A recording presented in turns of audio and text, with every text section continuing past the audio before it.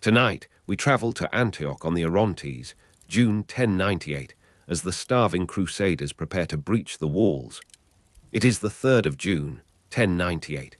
Inside the double walls of Antioch, the last defenders watch from the towers as Frankish soldiers scale the ramparts by moonlight. The city has been under siege for 8 months. The Orontes River flows below the citadel on Mount Silpius, carrying the smell of rotting siege debris downstream toward the Mediterranean, still 30 leagues away. The walls of Antioch rose before you on the evening of June 2, 1098, as the limestone caught the last amber light and threw it back across the plain in a pale, rose-colored glow. You are standing on the road from Aleppo, where dust still settles from a cavalry patrol that passed an hour before, and the heat of early Syrian summer rises from the ground in shimmering waves that blur the edges of the orchards. Before you, the fortifications of Seleucus, the first Nicator's ancient capital stretch across the foothills of Mount Silpius, their scale incomprehensible until you have walked toward them for half a league, and they have grown no closer. Seleucus founded this city around 300 BCE, following the breakup of Alexander's empire, and its walls were planned on a grand scale that some claimed could one day rival Rome itself. The circuit runs approximately 6.5 kilometers, enclosing a space that held, in Roman and Byzantine times, one of the largest and most important cities in the eastern Mediterranean, alongside Alexandria. You feel the dry heat rising from those limestone walls, baked through the long June afternoon, radiating warmth that will persist for hours after sunset. Antioch was once among the largest cities in the world, and the stones before you remember that grandeur. Roman legions marched through these gates. Byzantine engineers repaired these towers after earthquakes. Arab generals reinforced these battlements when the caliphates pushed north from Damascus. Each regime added layers, and the walls of Antioch grew thicker and more complex, until by 1098 they presented to any attacker a problem that 8 months of siege had not solved. The Orontes River flows green-brown below the walls, dividing the city into eastern and western sections, and you can hear the water moving over shallows, where the current has deposited silt through the spring floods. On your left, the bridge gate connects the main city to the suburb across the river, and merchants' voices carry from that quarter in Arabic and Greek, arguing over the price of grain that has grown scarce after so many months of blockade. The Greek Orthodox Patriarchate of Antioch traces its origins to the Apostolic period, and the liturgical language of the Rum Orthodox Church was historically Syriac-Aramaic and later Koine Greek. And now, as evening approaches, you hear bells beginning to ring from churches within the walls, their tones overlapping in a pattern that speaks of centuries of worship.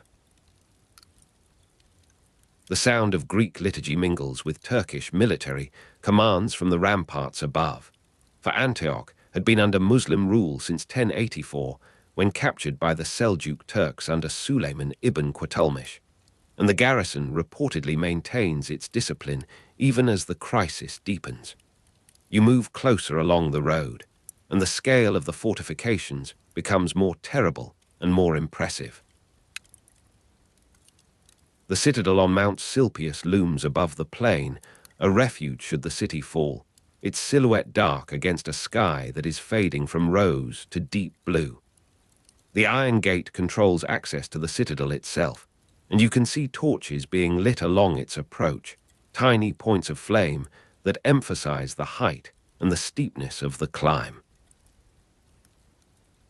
The walls enclosed this circuit with more than 400 towers by some counts, though the exact number matters less than the impression of inexhaustible defense, of layer upon layer of obstacle that any attacker must overcome. In Roman and Byzantine times, Antioch was one of the largest and most important cities in the eastern Mediterranean, and the walls built to protect it had not been fully tested until this year, this siege, this strange coalition of Frankish princes who have camped on the plain since the previous autumn. The St. Paul Gate opens toward the road to Syria, and from your position you can see its archway, its metal-clad doors closed and barred, the murder holes above dark with the threat of boiling oil or heated sand. You smell dried lentils and siege ration bread from the Crusader camp, carried on a breeze that moves across the plain from the west, where the Franks have established their positions on the far side of the Orontes. 8 months of stalemate are ending, and both sides know it, though neither can yet say how.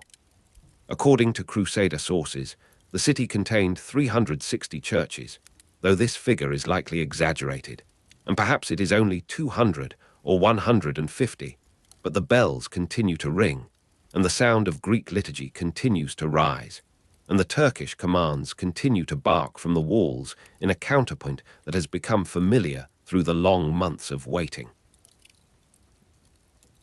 The dry heat of early Syrian summer rises from limestone walls that have absorbed the day's sunlight and now release it slowly into the cooling air.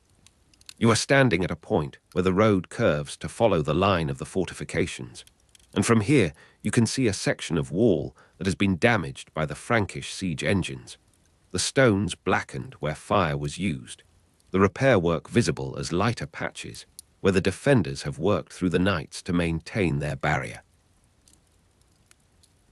Seleucus I Nicator founded Antioch around 300 BCE as a capital of the Seleucid Empire, and he chose this site for its natural advantages, including the river for water and transport, the nearby mountain for refuge, and the plain for agriculture and trade. The walls have been rebuilt so many times that no single stone can be dated to that founding, but the line of the circuit follows Seleucus's plan, and the gates open where his engineers placed them, and the city within still arranges itself around streets that were laid when Rome was a village of mud and timber. Evening bells from churches using Syriac and Greek liturgy continue to sound, and now the first stars are becoming visible in the eastern sky, pale against the last traces of daylight. The Orontes flows green-brown below the walls, and you can see torchlight reflected in its surface, doubled and trembling where the current disturbs the reflection. Dust from cavalry patrols on the road to Aleppo has settled on the leaves of the olive trees that line your path, a fine grey film that will be washed away when the first rains of autumn come, though by then this siege will have ended one way or another. The smell of dried lentils and siege ration bread from the Crusader camp comes again, stronger now as the wind shifts, and with it something else, the sharp scent of vinegar used to extinguish Greek fire, the animal smell of horses picketed too long in one place, the underlying sweetness of rotting vegetation from the riverbank where waste accumulates. You move to a position where you can see both the city walls and the distant campfires of the besiegers, and the contrast between the two is stark and strange. The walls are dark now, defined by the torches of the defenders moving along the ramparts, by the occasional flare of a brazier where sentries warm themselves against the cooling of the night.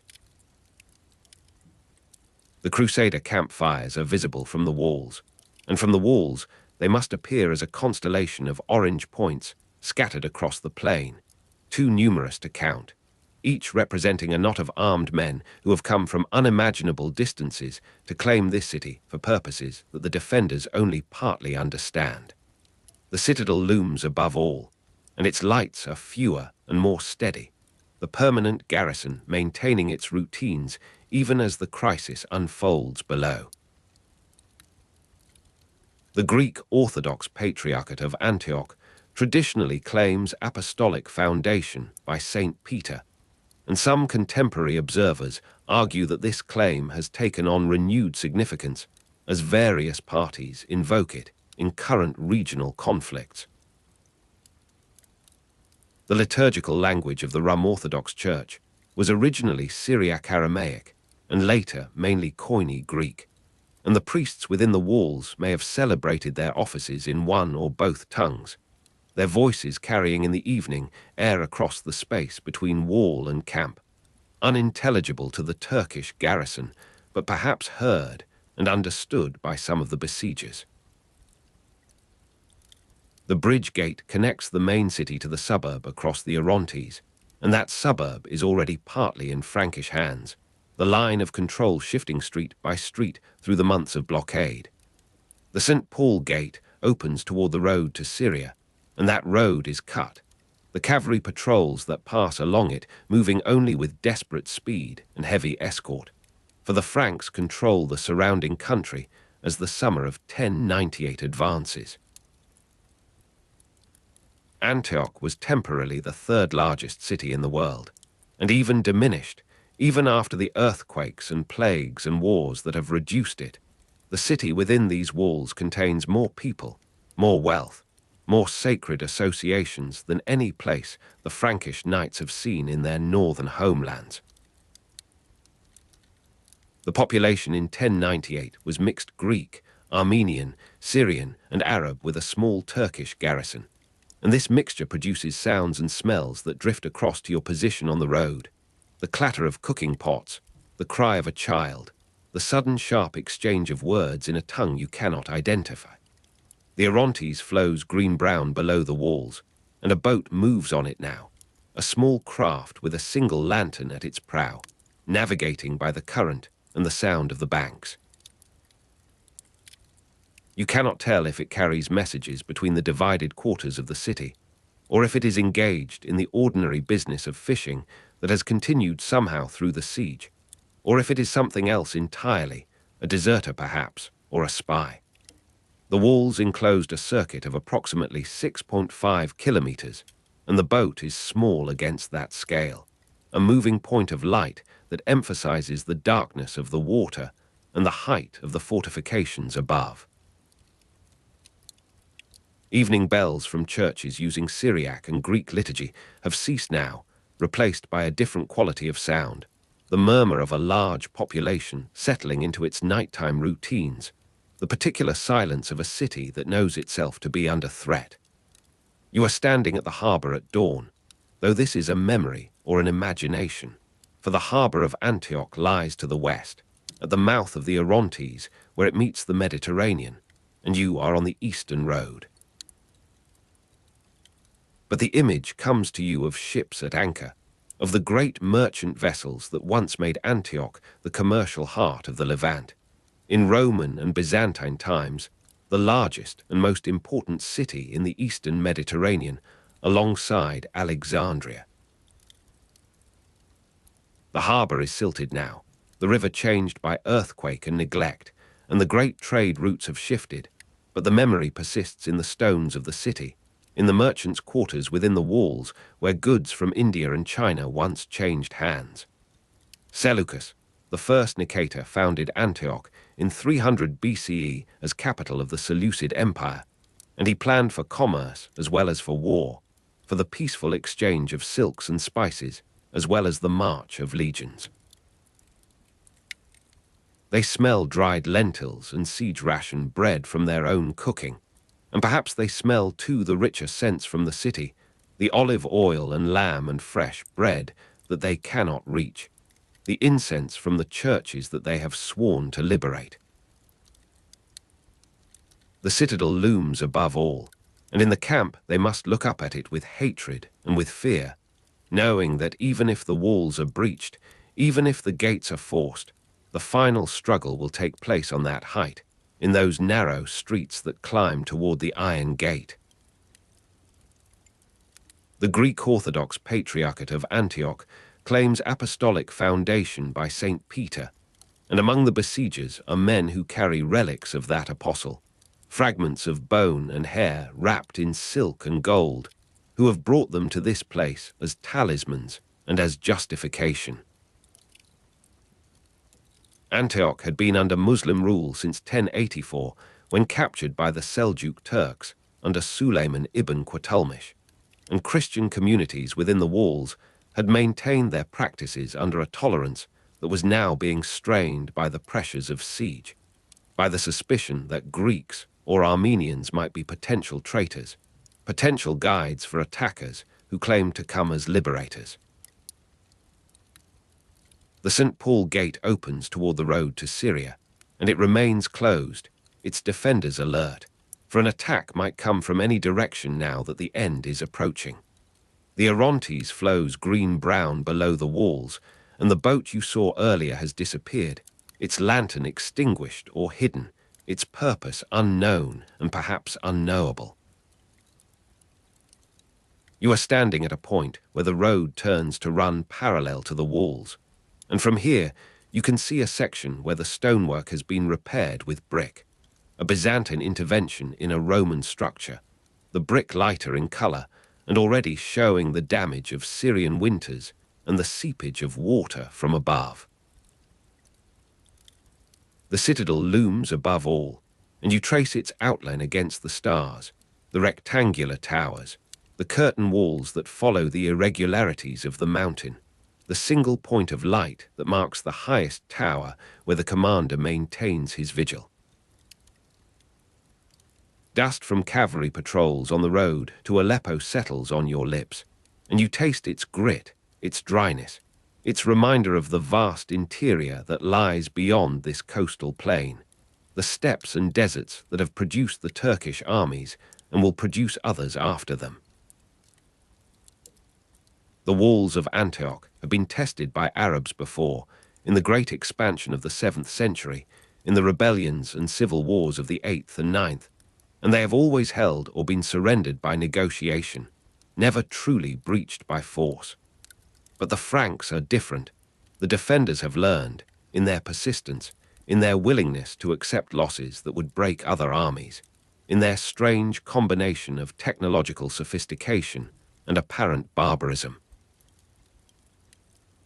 The sound of Greek liturgy mingles with Turkish military commands, and both are heard by these besiegers as sounds to be overcome, as elements of a city that must be taken whole, with its population and its sacred associations, and its strategic position on the road to Jerusalem.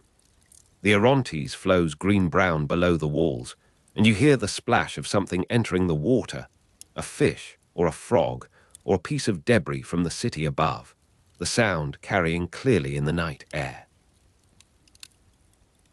The St. Paul Gate opens toward the road to Syria, and beyond it lies the route to Damascus, to Egypt, to the heartlands of the Muslim world that have sent no relieving force, that have abandoned Antioch to its fate as the great powers of the region pursue their own conflicts and calculations.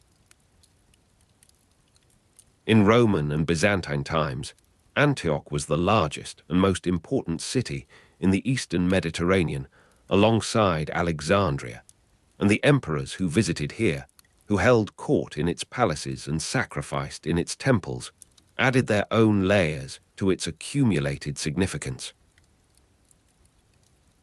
You hear the wind moving through the leaves of the olive trees, the distant cry of a night bird from the riverbank, the continuous low murmur of the Orontes itself as it moves over stones and through the channels that human hands have cut and recut through the centuries. The citadel looms above all, and its lights too are fewer now, the sentries changed, the commanders perhaps attempting sleep before the decisions that await them. You are standing on ground that has been contested since before recorded history, on a plain where Assyrians and Babylonians and Persians and Macedonians and Romans and Arabs and Turks have all camped, have all looked up at these walls or their predecessors, have all calculated the cost of assault and the possibilities of negotiation. The scent.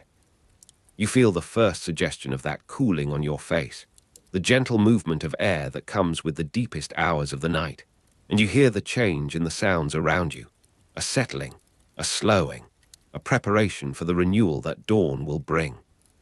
The Orontes flows green-brown below the walls, and its sound too seems gentler now, less urgent, as if the river itself participates in the suspension of ordinary time that precedes a decisive moment. The city contained 360 churches according to Crusader sources, though this figure is likely exaggerated, and in some of those churches lamps burn through the night, and in some priests maintain their vigil, and in some the faithful have gathered to pray for deliverance from the threat that presses against their walls. You are standing in a moment between, in a pause that has been forced upon this city by the rhythm of day and night, by the limitations of human endurance, by the necessity of gathering strength before the final expenditure. The citadel looms above all, and you look up at it with the knowledge that comes from historical retrospect, from the certainty that this siege will end, that these walls will be breached, that the events of the coming days will become part of the record that future generations will study and interpret and disagree about. But that knowledge is not yours tonight, not in the immediate experience of this place and this hour. Tonight you are simply present, simply observing, simply allowing the immensity of Antioch and its situation to impress itself upon your senses and your understanding. The walls of Antioch rise before you in the darkness, their limestone pale where the starlight touches it, their towers masses of deeper shadow against the shadow of the sky. A breeze moves across your face. The Orontes murmurs below. Somewhere within the city, a dog begins to bark and is silent. The night continues. The walls stand. The waiting continues toward its end. The long siege and the holy lance. You are standing at the harbour at dawn, and the rain that fell through November has turned every path between the tents into channels of thick brown mud. Around you, merchants unload their cargoes of dried fish and hard bread, though the quantities grow smaller each week as the blockade tightens its grip upon the landward approaches. The cold air moves across your face, carrying the smell of wet wool and of fires struggling against damp fuel, and somewhere to the east, a donkey brays once before falling silent. The siege of Antioch began on 21 October 1097, and already the season has shifted beneath it, the brief autumn of Anatolia surrendering to the heavier rains that presage winter in the Orontes valley. The Crusaders arrived at Antioch during the march of the First Crusade, and their camp spreads now across the plain below the city's northern and western walls, a city of canvas and rope that mirrors the stone city it surrounds. You watch a party of foot soldiers dragging a felled olive trunk toward the carpenters, their boots sinking with each step into the mire that the November rain has made of the ground they claimed in October. Smoke from burning siege engines rises in thin columns from beyond the eastern ridge, where yesterday's assault upon the fortifications failed again, the defenders pouring naphtha and Greek fire upon the wooden towers until they blazed like torches against the dusk. The metallic taste of starvation, leather boiled to edible pulp, already lingers at the back of your throat, though the worst hunger still lies ahead, in the months when the earth will offer nothing and the horses will grow thin and valuable. The walls of Antioch rise before you in the morning grey, their limestone streaked with moisture, their towers emerging from low clouds that have settled upon the heights since the rain began. The garrison of Antioch was commanded by Yaghisian, and his banners still flutter from the battlements, where his archers stand wrapped in cloaks against the weather, watching your camp with the patience of men who have stored their grain and sealed their cisterns. You can see movement along the parapet, the occasional flash of a helmet, or the gesture of an arm directing soldiers to some point of alarm or merely of routine observation. The Orontes murmurs below, its voice swollen with the rains, carrying debris from the hills toward the distant sea.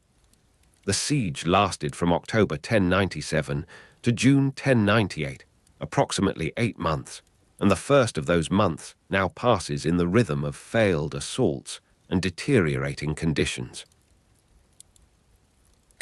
You are walking through the camp at twilight, and the Crusaders suffered extreme starvation during the siege.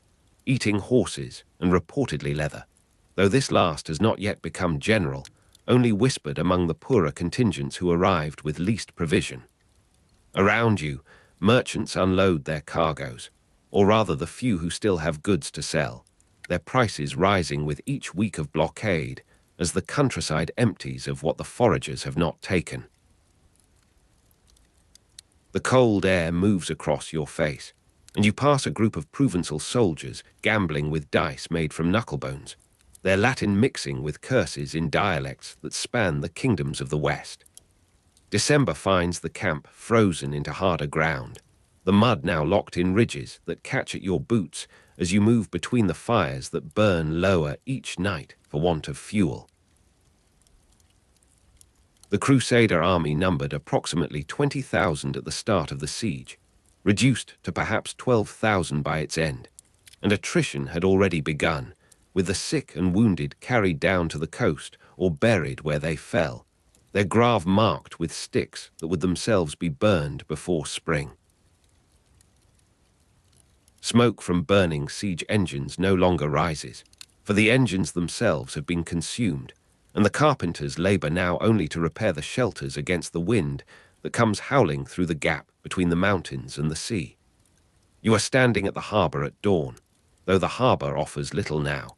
The Genoese ships that brought the first supplies departed for safer anchorages, their captains unwilling to winter in waters patrolled by Egyptian galleys. The memory of autumn seems distant as you watch your breath cloud in the frozen air. The walls of the city still there, still unyielding, still watched by the men of Yaghai who have their own privations, but also their secure granaries and their knowledge of what the spring must bring. January passes in a dream of ice and hunger, the horses growing gaunt in the enclosures where they are kept against the day of need, and you are walking through the camp at twilight, your path lit by a moon that hangs in a sky so clear it seems to deny the suffering below. Around you, merchants unload their cargoes, but these are no longer merchants, only soldiers returned from foraging with sacks of bitter herbs and roots that the cooks attempt to render edible. The cold air moves across your face, and you hear the sound of singing from a chapel tent, the mass celebrated for men who will not see February, their voices thin but steady in the darkness. The First Crusade has become for many simply this place, this circle of cold and mud and waiting, the Holy Land receding into abstraction before the immediate fact of the walls. Dawn light on the Orontes during the final assault is still months away, unimaginable now as you watch the river steam slightly where the warmer current from the springs meets the frozen air above. The name of Yaghai is spoken now with a kind of weary respect, as one speaks of winter itself or of the mountains that have swallowed other armies before yours. February brings a thaw that turns the camp to worse mud than before, the frozen ground releasing its water in floods that carry away what little sanitation the army had maintained. The first horses have already been slaughtered now, their meat divided among the lords and their followers, the bones boiled for broth that steams in the grey morning. Smoke from burning siege engines is only memory, replaced by the smoke of cooking fires that burn green wood and dung and whatever else will catch. March finds you walking through the camp at twilight, your shadow long before you in the light of a sun that has begun to linger longer above the western hills. Around you, merchants unload their cargoes, but there are no merchants anymore, only the organized distribution of what the foragers find, and the foragers find less each day as the radius of their search expands toward the territories of other armies, other needs. The cold air moves across your face, milder now, carrying the smell of earth beginning to soften, of buds swelling on the almond trees that the army has stripped of bark for food. April arrives with a green haze upon the hills, the reduction in numbers visible in the gaps between the tents, the abandoned equipment rusting where it lies, the silence of sections of the camp where once the languages of a dozen provinces mixed in the evening air. You are standing at the harbour at dawn, and a single ship has arrived, a small vessel from Cyprus with grain that will be consumed in a day, that has been consumed in the telling of its arrival, the hope it brought already faded by the time the sacks are emptied. The metallic taste of starvation is your constant companion now, the leather itself growing scarce as the soldiers consume their belts and the uppers of their boots, the harness of the remaining animals. May brings rumors of movement in the east, of armies gathering under the command of Kokoro of Mosul, and the camp stirs with a new energy that is itself a kind of despair, the knowledge that the siege must end one way or another, soon, before the relief arrives. The walls that have watched your suffering now seem to watch with a different patience, the patience of men who know that time has shifted, that the besiegers have become in some sense the besieged.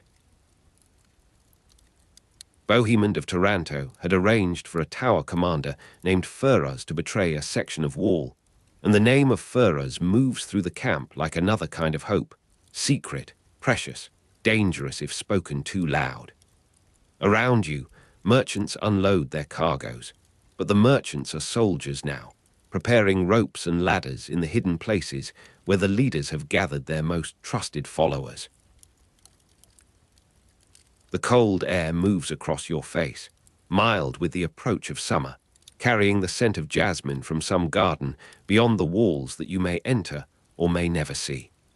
The first crusade has narrowed to this night, to the darkness of early June when the moon has set and the clouds have gathered again over the mountains.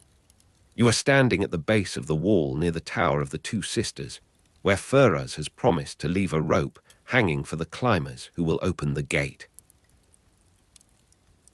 No engines remain to burn, only the tension of waiting in darkness, the metallic taste of starvation replaced by the copper taste of fear and hope mixed in equal measure. The night entry through Furuz's tower proceeds in silence, broken only by the scrape of leather on stone, the muffled breath of men who have not eaten enough to sustain the effort they must make.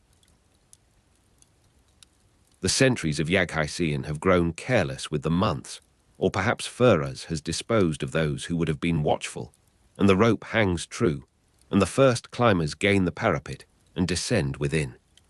You follow, your fingers numb, your arms trembling with the strain, the walls of Antioch rising around you now from within, their interior faces catching the faint starlight that filters through the cloud. The chaos within the walls as the Crusaders spread through sleeping streets unfolds in fragments of perception, the darkness too complete for any comprehensive understanding. You are moving along a narrow lane, your drawn sword catching the gleam of a distant torch, the sound of footsteps ahead and behind, the occasional cry as some sleeper awakens to death.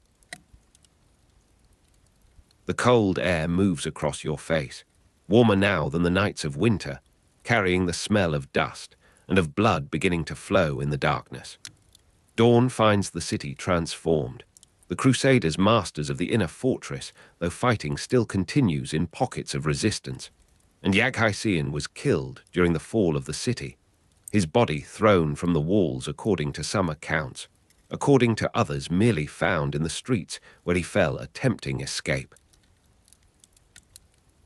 Massacres of Muslims and Greeks reportedly followed the capture, and you are walking through streets unfamiliar in daylight, littered with what the darkness concealed.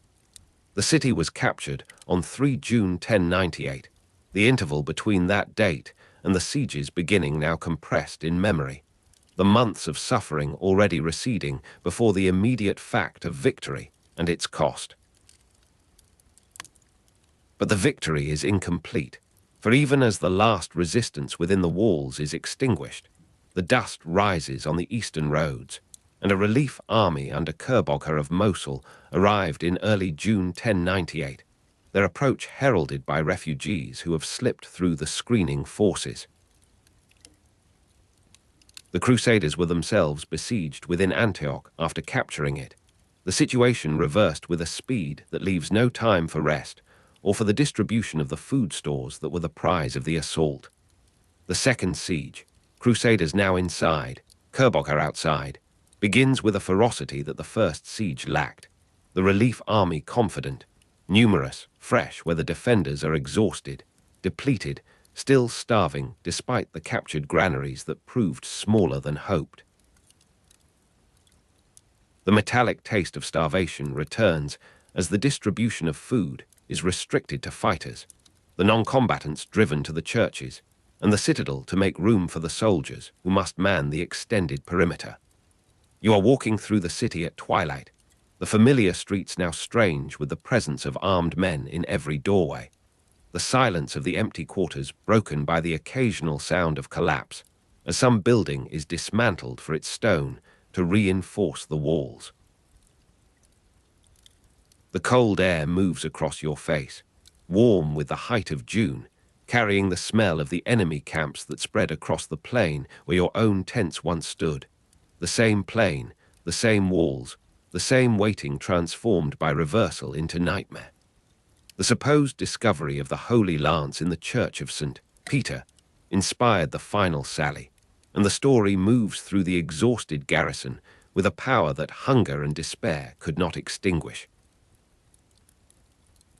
The Holy Lance was reportedly found by a peasant named Peter Bartholomew after visions, and the name of Peter Bartholomew joins the names of Ferraz and Kerbogha and Yaghaisian in the litany of the siege, the ordinary man lifted by faith or fraud into the instrument of deliverance. The First Crusade has become this moment, this choice between the despair of continued siege and the desperate hope of sallying against an enemy who outnumbers them and holds the open ground. The Crusaders defeated Kerbogha's army on 28 June 1098, but that defeat still lies ahead as the leaders debate through the night of 27 June. The lance carried through the streets in procession, the soldiers fed their last rations, the horses saddled for a charge that many do not expect to survive. Smoke from burning siege engines rises in memory only, the engines long gone, the smoke that rises now from the cooking fires of Kerbogha's host, visible from the walls as a promise of destruction, or as a target for the morning's desperate sortie.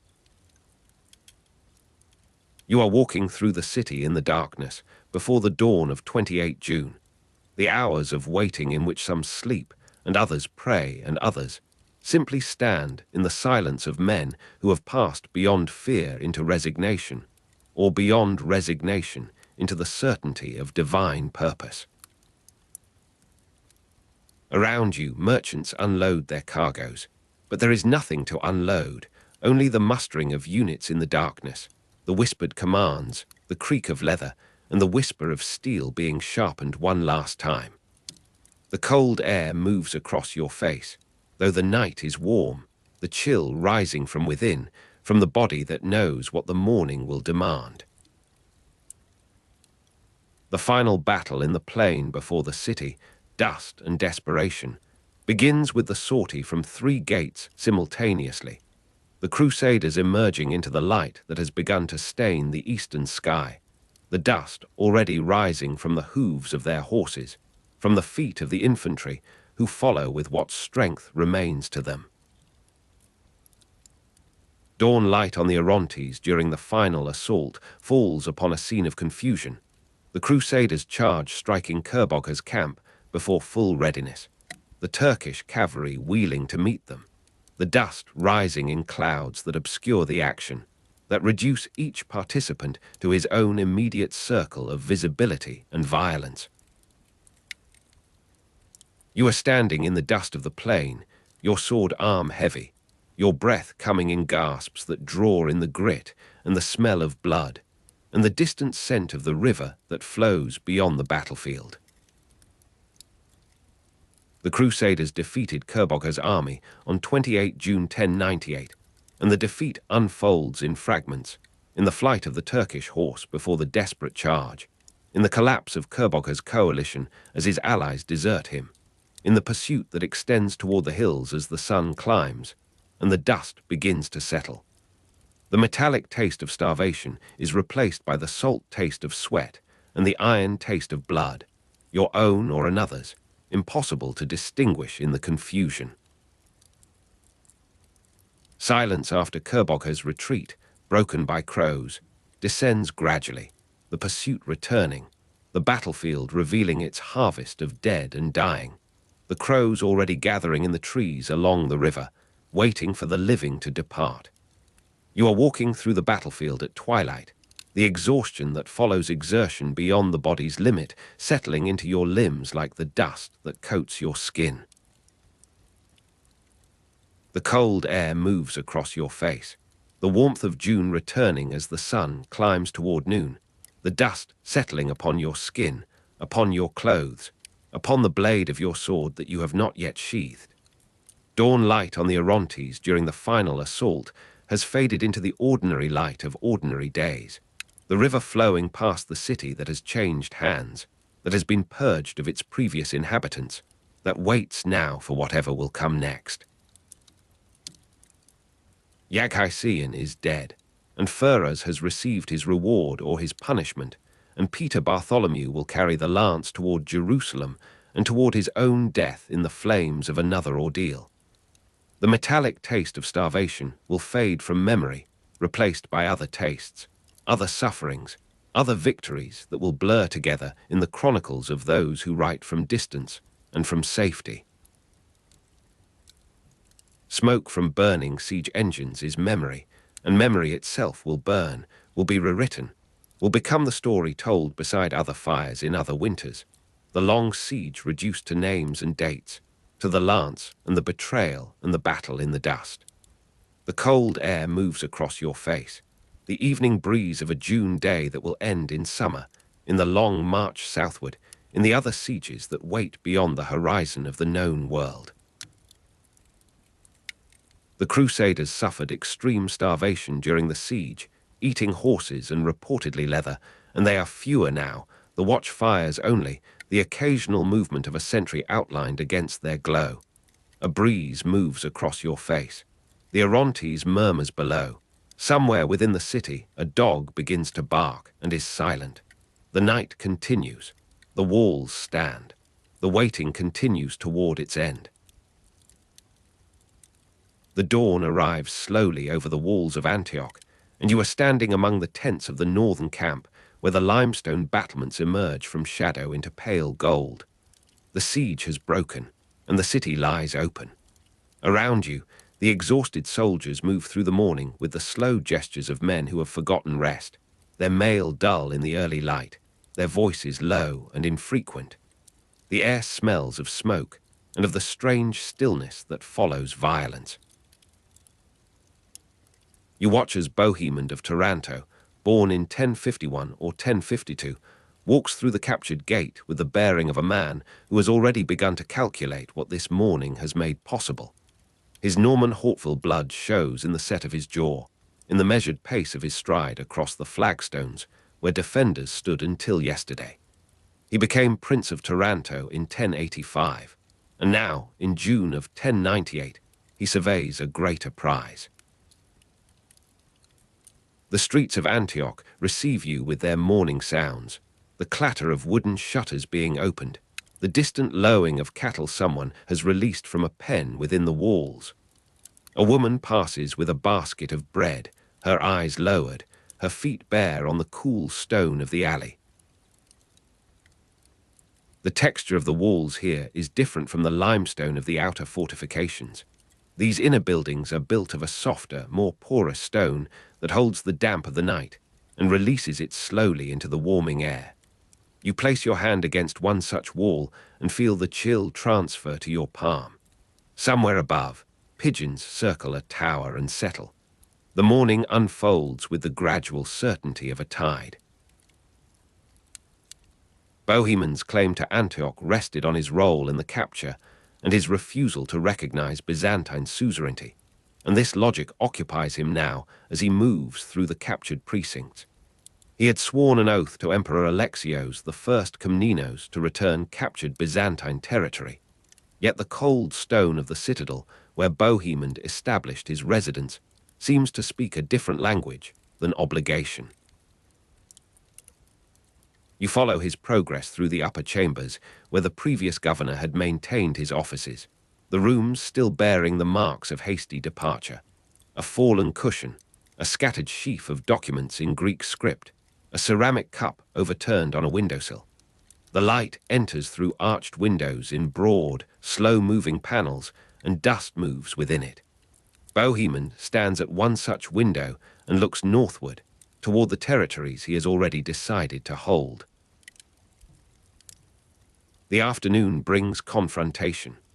Raymond of Toulouse, who also claimed Antioch, arrives at the citadel with his own following, their footsteps audible on the stairwell long before they enter the chamber. You are present in the shadows of that room as the two men face each other across a table, still bearing the debris of a hurried meal. Raymond speaks with the heat of a man who has marched as far and suffered as much, his voice carrying the accent of the Languedoc, his gestures broader than Bohemond's controlled stillness. The Italian French spoken in a Norman accent among his retinue forms a subtle counterpoint as Bohemond's companions murmur among themselves near the doorway. The negotiation proceeds through the hours of afternoon, neither man yielding what he believes the siege has earned him. Light moves across the floor from window to window as the sun descends, and still they talk, and still they do not agree. Evening settles over the disputed city with a violet softness that seems to ignore the tensions within its walls. You walk through streets where cooking fires are being lit, where the smell of burning olive wood mingles with the aroma of grain porridge, and of meat being prepared for men who have eaten little but dried provisions for months. The sound of your own footsteps on the cobbles is softened by the dust that still lies everywhere, the fine powder of masonry broken by siege engines and by the hammers of sappers. A child appears in a doorway, watches you pass, withdraws. The evening star hangs above the eastern gate, and the first bats emerge from the crevice of a tower to trace their invisible patterns against the darkening sky. Somewhere, a horse shifts in its stall and blows through its nostrils. The night arrives in layers, each deeper than the last. Bohemond became Prince of Antioch in 1098, and the years that followed were years of consolidation and of guarding what had been taken. You observe him through the seasons of his early rule, the audiences held in the chamber with the cold stone floors, the riders dispatched to secure the surrounding valleys, the slow establishment of a Norman administration upon the remnants of Greek and Arab and Turkish systems.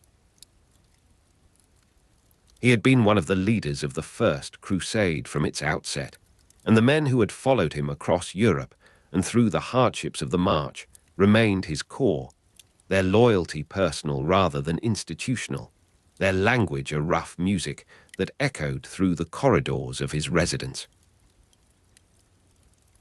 The incense in the Latin chapel established in the former Greek cathedral rises each Sunday, and you stand at the rear of that space as the priest intones the liturgy and Bohemond kneels with a stillness that reveals nothing of his calculations. The turn of the century brought a different season. Bohemond was captured in battle against the Danis-mended Turks in 1100 and imprisoned until 1103, and the solitary years of his captivity unfold for you in the silence of a chamber somewhere in the mountains of Anatolia. The cell is small, its walls of rough masonry that weeps moisture in the winter and holds the heat of summer like a closed hand. You are present in the adjacent courtyard on certain mornings, watching as the prisoner paces his allowed ground with the regularity of a man maintaining his body against the erosion of confinement. The guards speak a language he has learned to recognize without fully understanding, their voices carrying across the stones with the flatness of routine.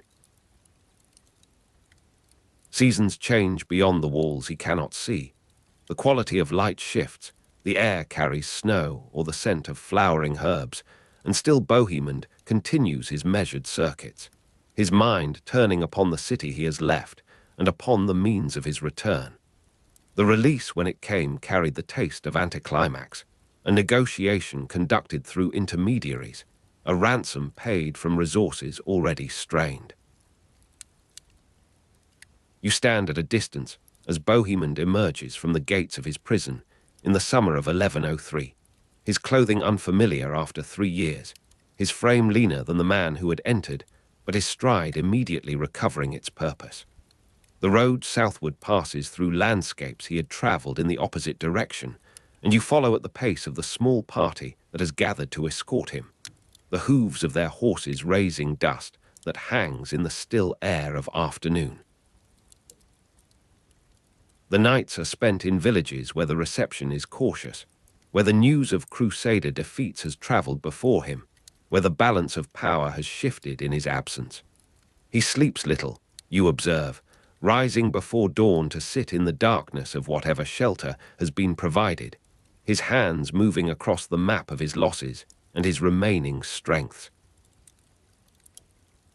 The return to Italy in 1105 to raise new forces occupies the months that follow, and you find yourself at the harbour where the Apulian ships are preparing for departure. The sound of vessels leaving without him becomes a refrain of that season, for Bohemond remains, his negotiations with potential supporters proceeding with the patience of a man who has learned that haste serves nothing. You stand on the quay as craft after craft casts off, their sails filling with the offshore breeze, their hulls settling into the water with the soft sounds of displacement. The harbour smells of pitch and of the dried fish that forms the staple of the coastal diet, of the particular salt that clings to everything in this climate. The men who crew these ships call to one another in dialects that have changed in the decade of his absence, their voices carrying across the water with the cadences of work rather than of celebration. Bohemond watches from a position near the customs house, his expression revealing nothing of whether each departure represents failure or the necessary prelude to a more considered undertaking.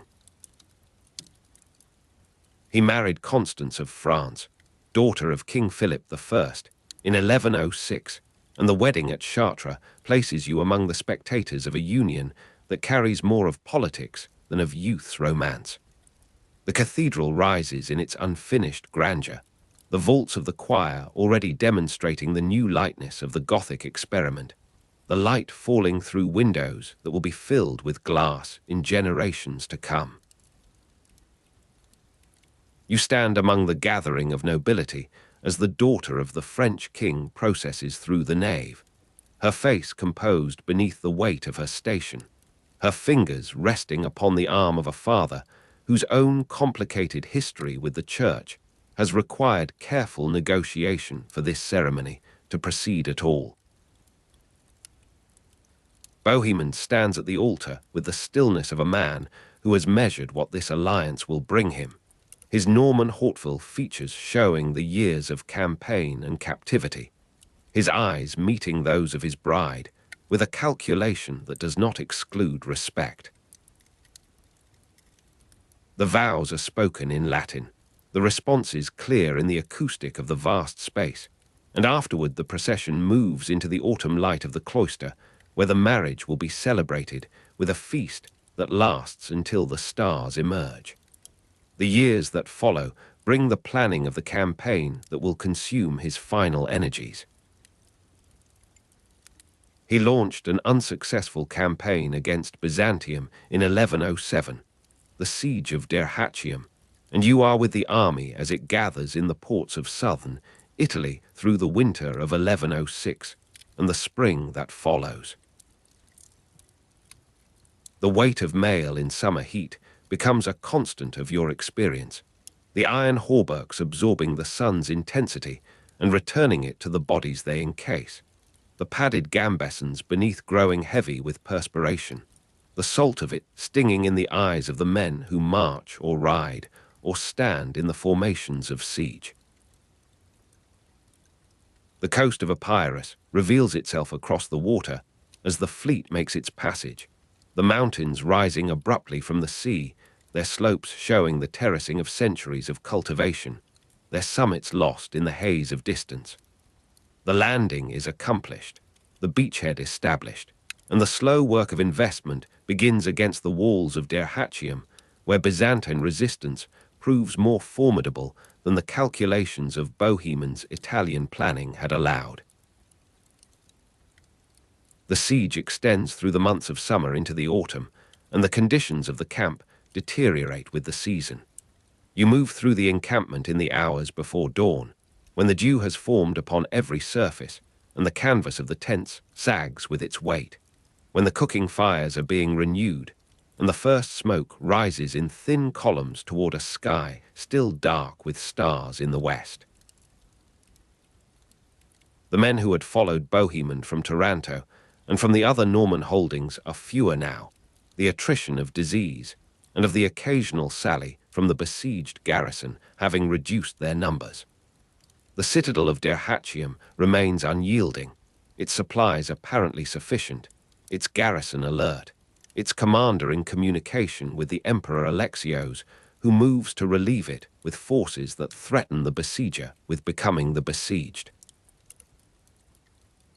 The Treaty of Devol in 1108 nominally made him Byzantine vassal, but was never implemented in Antioch, and you are present at the negotiations that produce this document, the tents arranged on neutral ground, the protocols of imperial diplomacy observed with a formality that seems to mock the circumstances of Bohemond's defeat. The terms are read aloud in Greek and in Latin, the provisions detailed, the oaths prescribed, and Bohemond of Taranto, who became Prince of Taranto in 1085, and who had sworn an oath to Emperor Alexios, the first Komnenos to return captured Byzantine territory in years now distant, accepts the conditions that will allow his withdrawal. He had refused to honor this oath regarding Antioch in the aftermath of the city's capture, yet now he finds himself swearing anew, the words measured, the implications clear to all parties that this treaty will bind him only as far as necessity requires. The autumn leaves fall upon the tent ropes as the conference concludes, and the armies separate, and the campaign ends as it was always going to end. The return journey carries you across the same waters, the same coasts, in the diminished circumstances of a man who has staked everything and lost the stake. The ships are fewer. The men who remain with him are those whose loyalty has survived disappointment, and the winter closes upon the Adriatic with a greyness that seems to extend inward to the mood of the passengers. You stand at the rail as the Italian coast emerges from the haze, the familiar outlines of Apulia welcoming and yet strange, the years of absence having changed what memory had preserved as constant.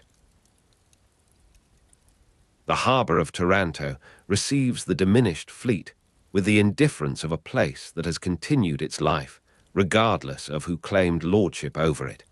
The fishing boats departing at dawn, the merchants conducting their exchanges, the administrative routines proceeding in the castle where Bohemond had established his authority 2 decades before.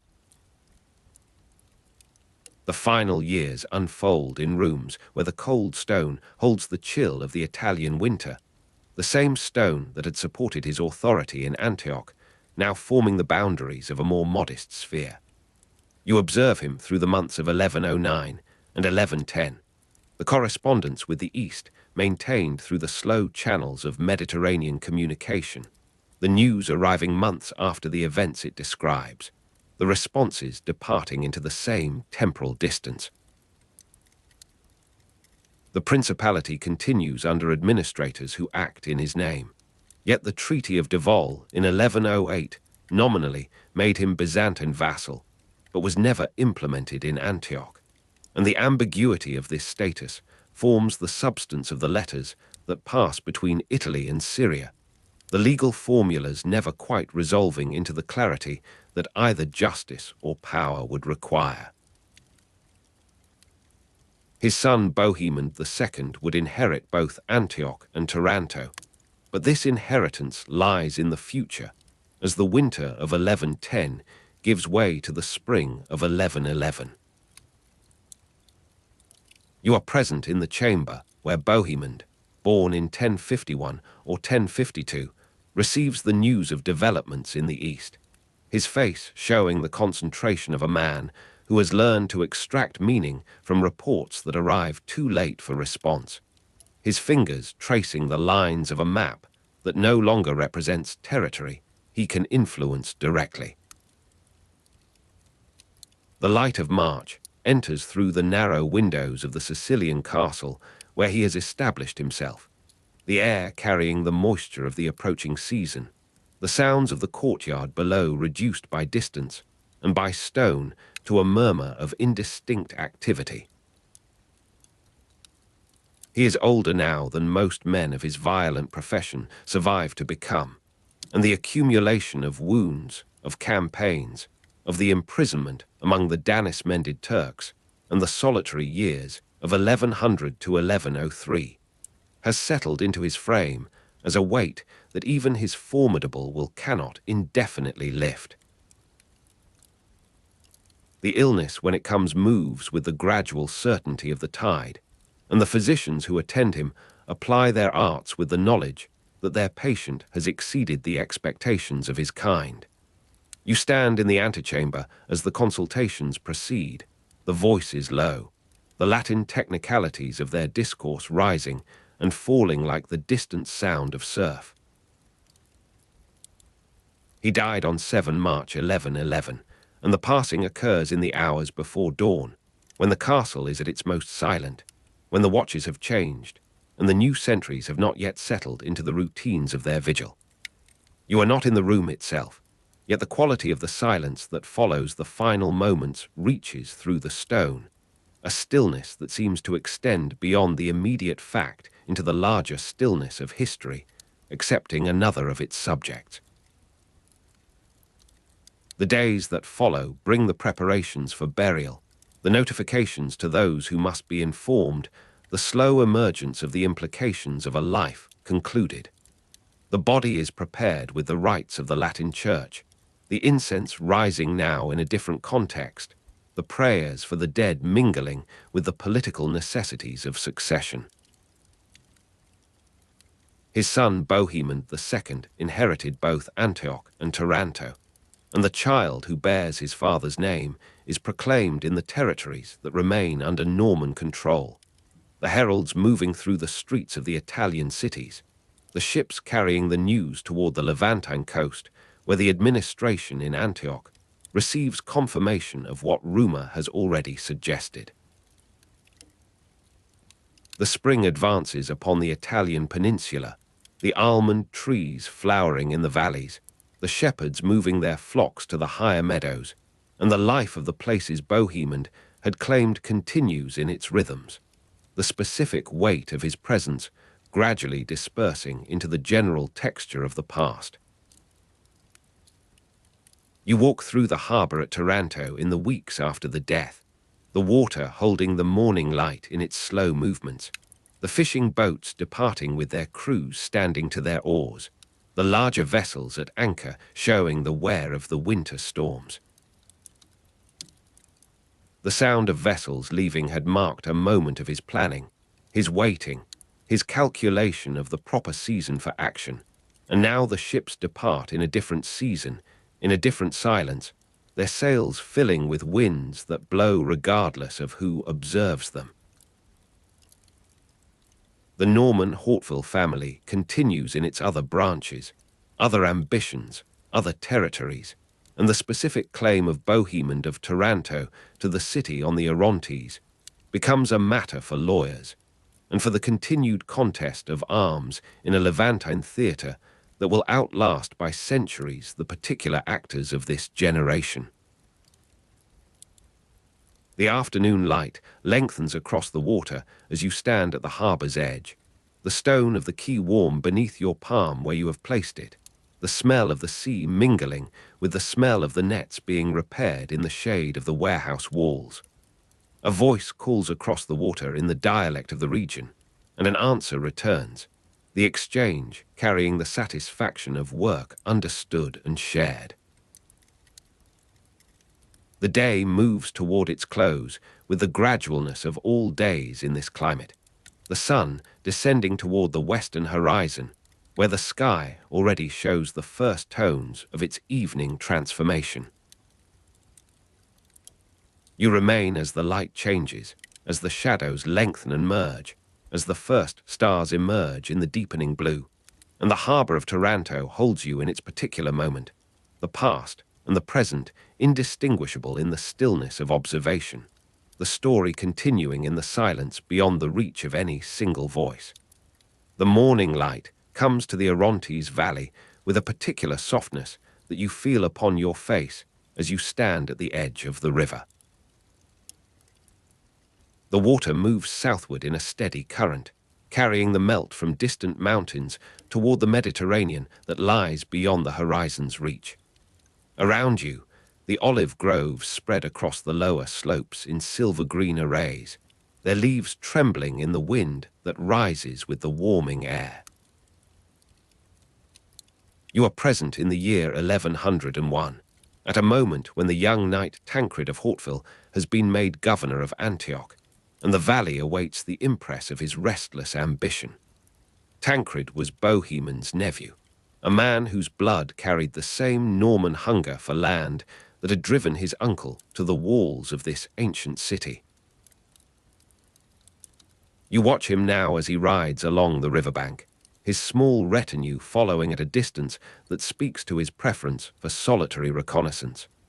The sun climbs higher, and the silver green of the olive groves shifts and shimmers, each leaf catching the light and releasing it in continuous motion.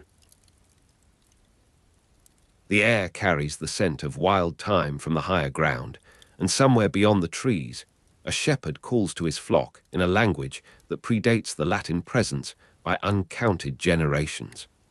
Tancred of Hauteville pauses at a bend in the river, and you stand near enough to observe the calculation in his posture, the way his gaze moves from the water to the hills and back again, measuring what might be claimed.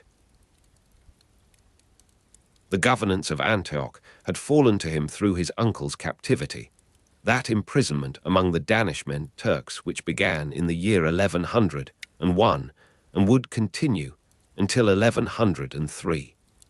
Tancred ruled as regent for Bohemond during this captivity, though regency satisfied him no more than any other limitation satisfied a Hauteville. You feel the morning warmth increasing upon your shoulders as the sun ascends toward its zenith, and the river's sound becomes one element among many. The wind in the groves, the distant ring of masons' hammers building towers at Ruger and Harim, the occasional cry of a hawk circling the thermal currents above the valley floor. The stones of these new fortifications rise slowly, day by laborious day, for the creation of a network of castles controlling the passes toward Aleppo demands patience that Tancred possesses only in strategic reserve. His wars with the Count of Tripoli, Bertrand, over control of the coast, would occupy the coming months in disputes that seem petty against the larger canvas of crusading purpose. Yet you understand, standing in this valley, that the Frankish presence here depends upon such contests, the accumulation of harbours and headlands that permit supply and communication with the Western Sea.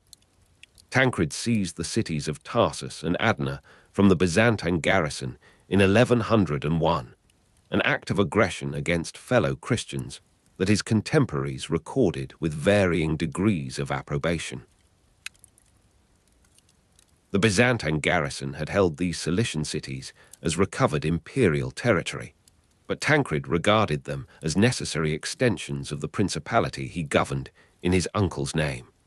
You move through the streets of Tarsus as he enters them, the morning light falling across stone buildings that bear the marks of Roman and Arab, and now Norman attention. The air here holds a different quality, heavier with the moisture of the coastal plain, and the olive groves give way to orchards of orange and lemon that perfume the approach to the city gates.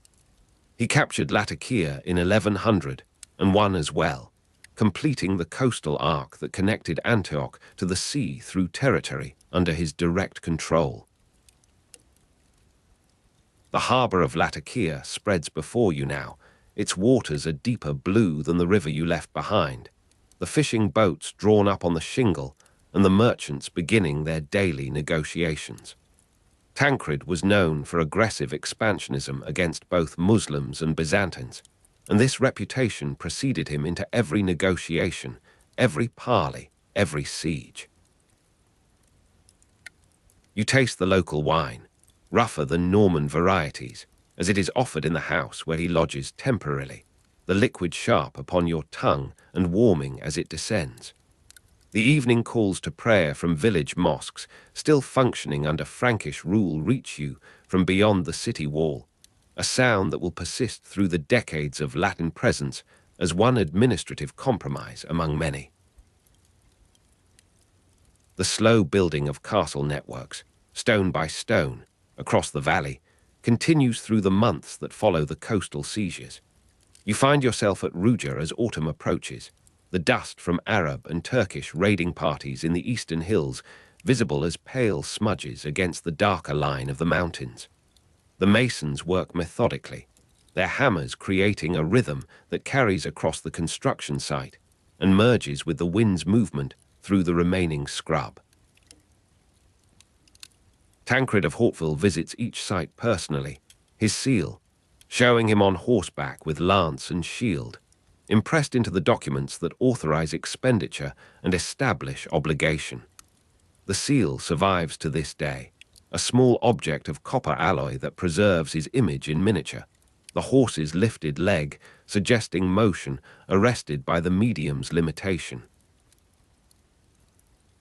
The administrative compromise, Latin lords, Syrian peasants, Arabic scribes, takes shape gradually, as all institutional arrangements must when imposed upon populations that outnumber the rulers by margins of 10 or 20 to 1. You observe this in the village, where you find yourself as the season turns, the Caesalia rural settlements, having been established throughout the Orontes valley during this period as the basic unit of agricultural organization. The Frankish settlers were few, ruling over predominantly Syrian and Armenian population whose languages and customs persisted beneath the veneer of Latin lordship. The agricultural villages paid taxes in kind, wheat, wine, oil, and these payments moved upward through a hierarchy that Tancred's Arabic-speaking secretaries managed with an efficiency his Norman predecessors had not achieved. The taste of the valley's wine comes to you again in the house of a local headman, the roughness familiar now, almost preferred to the more refined vintages that occasionally arrived from Cyprus or the Italian mainland. You imagine the impression of Tancred's seal upon the wax that sealed orders concerning this very village, these same fields, the olives that surround you in their silver-green profusion. The wind moves through them with a sound like water, continuous and soothing, and the evening calls to prayer from village mosques, still functioning under Frankish rule, begin as the light shifts toward amber and rose. You remain in the doorway of the house, watching the shadows extend across the courtyard where chickens scratch and a dog sleeps in the last warmth of the day. Tancred ruled as regent for Bohemond during the captivity that lasted from 1101 to 1103, and the experience of independent governance shaped him permanently. You see this in the confidence with which he addresses his secretaries, the ease with which he moves between military camp and administrative session, the restlessness that drives him to inspect each new tower, each extended boundary. He expanded Frankish control along the Orontes valley with a thoroughness that suggested long intention rather than opportunistic seizure, though the distinction perhaps mattered little to those who found their villages transferred from one overlord to another. The ring of masons' hammers building towers at Ruja and Harim continues through the winter months, when other construction would halt, for Tancred of Hauteville pressed his advantages without regard to season. The dust from Arab and Turkish raiding parties in the eastern hills rises more frequently as the new year advances, a reminder that expansion invites response, that every castle built provokes a countermeasure somewhere beyond the visible horizon. You stand upon the incomplete walls at Harem, feeling the stone's roughness beneath your palms, the wind carrying the scent of distant rain that will not reach this dry valley. The familial connection to Bohemond sustained Tancred's claim through difficulties that might have ended other men's authority. The olive groves along the lower Orontes spread below the castle site in patterns established before any Latin name was known in this landscape, before the Hautevilles, before the Normans, before the Crusade itself had entered the realm of possibility. The years between his first and second regencies saw the consolidation of what seizure had won, the transformation of military occupation into something approaching governance. You move through this period as through a landscape itself, the seasons repeating with their predictable alterations, the agricultural villages paying taxes in kind, wheat, wine, oil, that sustain the apparatus of rule. The Caesalia were established throughout the valley during this period with a regularity that suggests systematic planning rather than chaotic improvisation. Tancred's court included Arabic-speaking secretaries who bridged the linguistic divide between Latin command and Syrian compliance, their presence in the record a testament to pragmatic adaptation. The evening calls to prayer reach you as you rest in another village, another season, the sound weaving through the dusk with a melancholy that seems independent of any particular faith.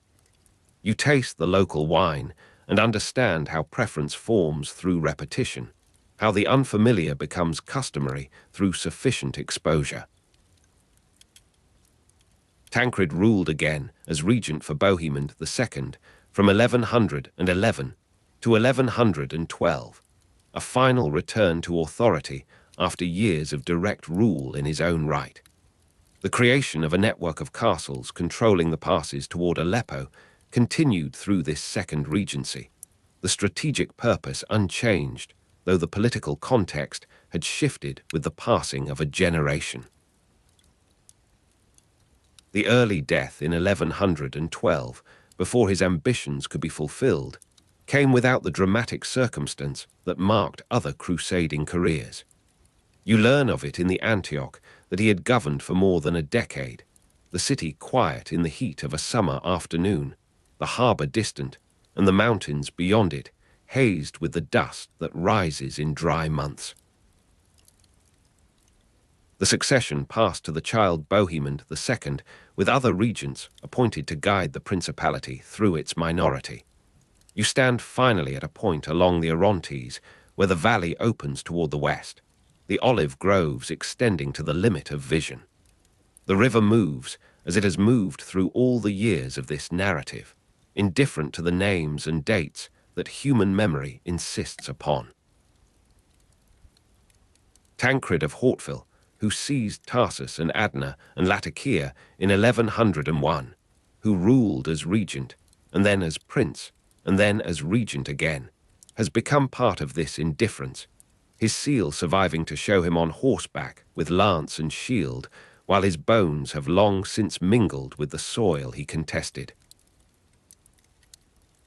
The agricultural villages paid taxes in kind, wheat, wine, oil, and you observe this continuity in the fields where labourers move through the olive harvest, their baskets gradually filling with fruit that will yield the oil of next year's payment. The administrative compromise had established patterns of interaction that would inform subsequent periods of Turkish and Arab rule, with memories of how difference might be managed without elimination. The evening calls to prayer come to you a final time, the sound pure and unaccompanied in the cooling air. You taste the local wine and find in its roughness and authenticity that refinement cannot achieve the taste of a specific place, a specific history, a specific set of compromises between ambition and limitation. Tancred's wars with Bertrand of Tripoli over control of the coast had resolved into boundaries that subsequent generations inherited, the disputes that had seemed urgent, now merely historical, merely the subject of narration such as this. He expanded Frankish control along the Orontes valley, and that expansion left its mark in stone and document, and in the genealogies of families whose mixed origins traced back to these years of Norman energy. You place your hand upon the wall at Ruja, feeling the individual stones, the mortar between them, the way the construction meets the natural rock at the foundation. Tancred's reputation for aggressive expansionism, earned through specific acts of seizure and negotiation, persisted in the chronicles that preserve his memory. Yet reputation simplifies what life complicates, and the man who impressed his seal upon documents concerning agricultural villages and their tax obligations was also the man who rode with lance and shield against enemies he never fully distinguished by faith or origin. The silver green of the olive groves darkens as the light fails, the wind continuing its movement through leaves that seem to generate their own luminescence against the deepening sky. You remain in this valley, in this moment that contains within it all the moments of Tancred's governance, from the first seizures of 1101 to the final illness of 1112. The past and the present interpenetrate here as they do in all places where human labor has shaped the land, where the ring of masons' hammers has fallen silent but not ceased to resonate in the memory embedded in stone. The Orontes moves southward, carrying its water toward the sea, and you stand at its edge as the first stars emerge, as the valley settles into the particular stillness of evening in this climate, the story continuing in the silence beyond the reach of any single voice.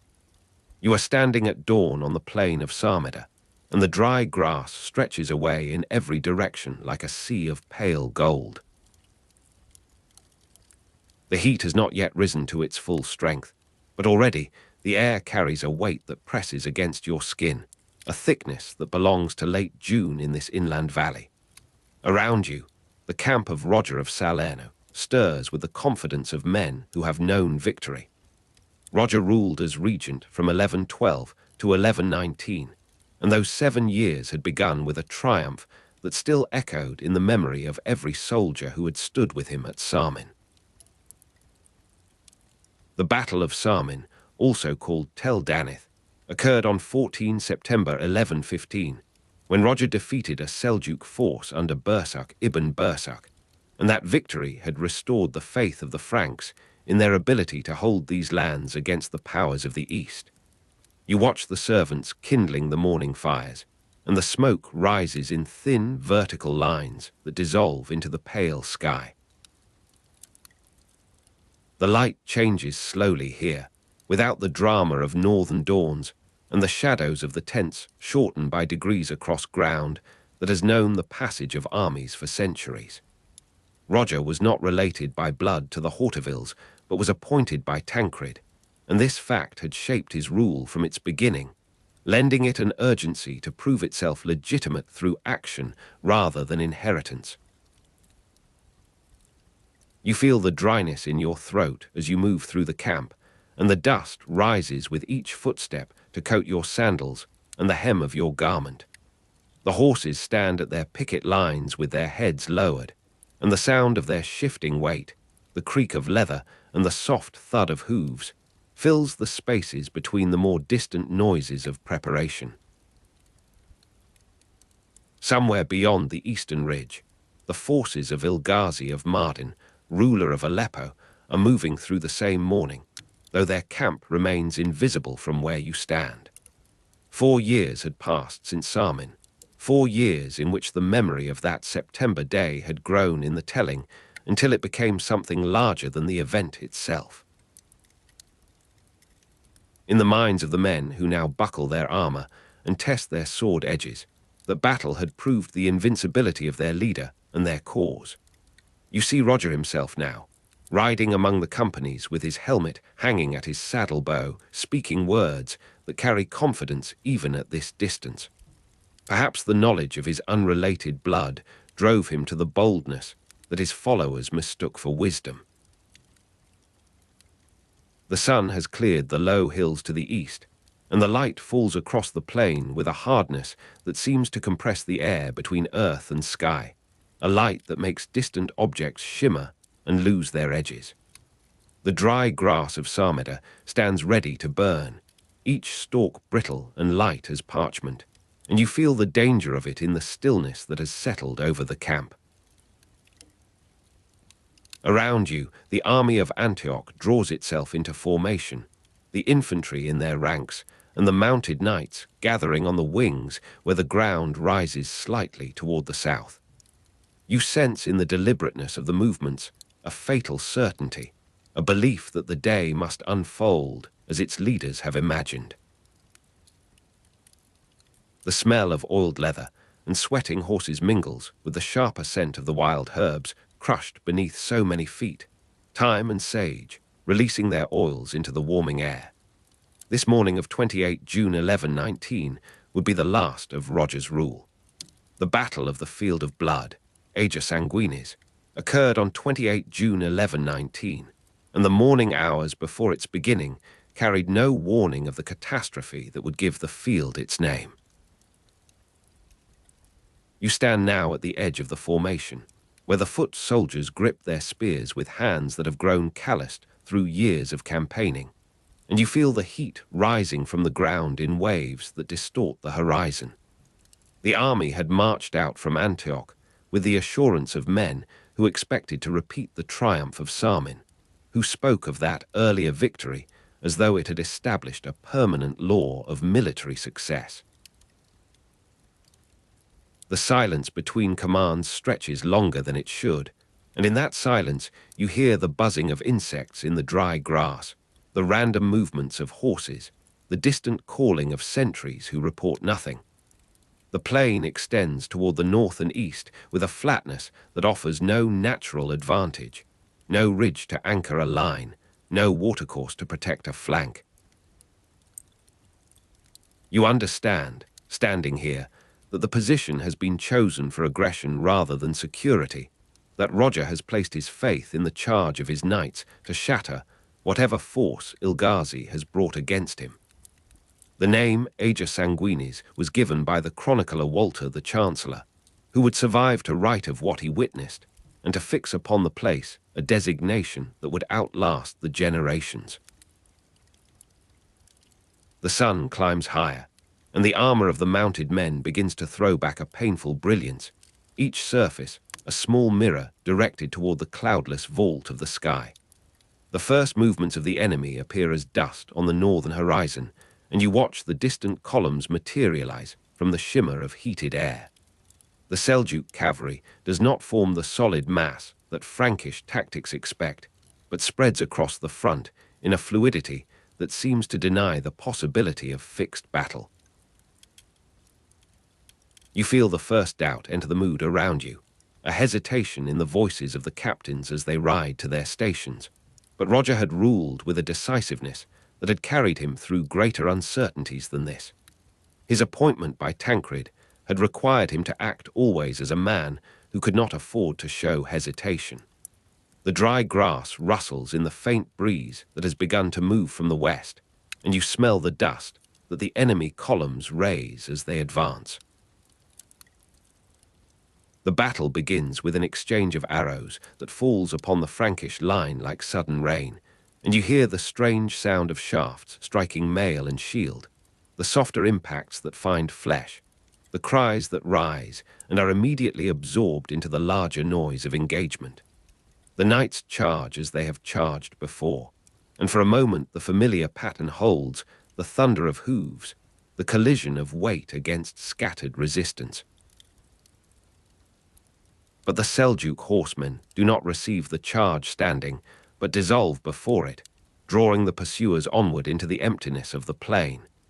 You see the first companies lose cohesion as they chase shadows, and in this moment, you watch only the confusion spreading through the center where the infantry stands exposed.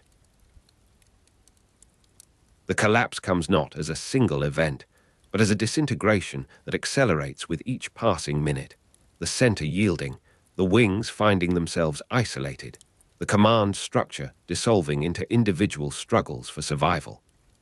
Roger was killed at the field of blood along with most of his army, and you do not see the moment of his death, but you feel its consequence in the sudden abandonment of formation, the transformation of an army into a crowd of fugitives.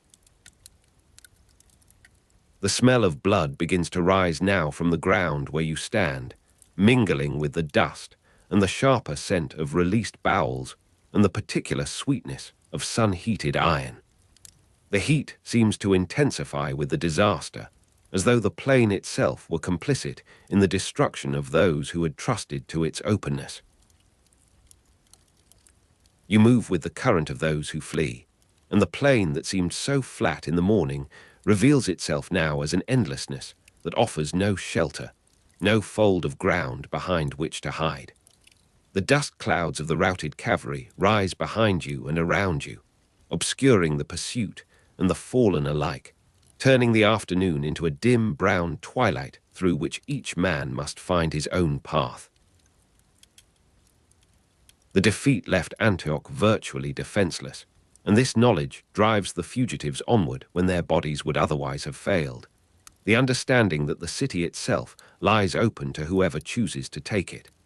The hot plain has become a landscape of nightmare, and you feel the stones through the thin soles of your footwear, the burning of muscles pushed beyond their endurance, the desperate rhythm of breath that cannot satisfy the body's need for air. The roads that lead toward Antioch carry their own terrors, the population fleeing within the walls, and you pass through the outlying settlements where the news has preceded you, where families gather their possessions and join the stream moving toward the city gates. The court at Antioch has not yet fallen silent, for it is still in motion, still processing the impossible reports that arrive with each new fugitive.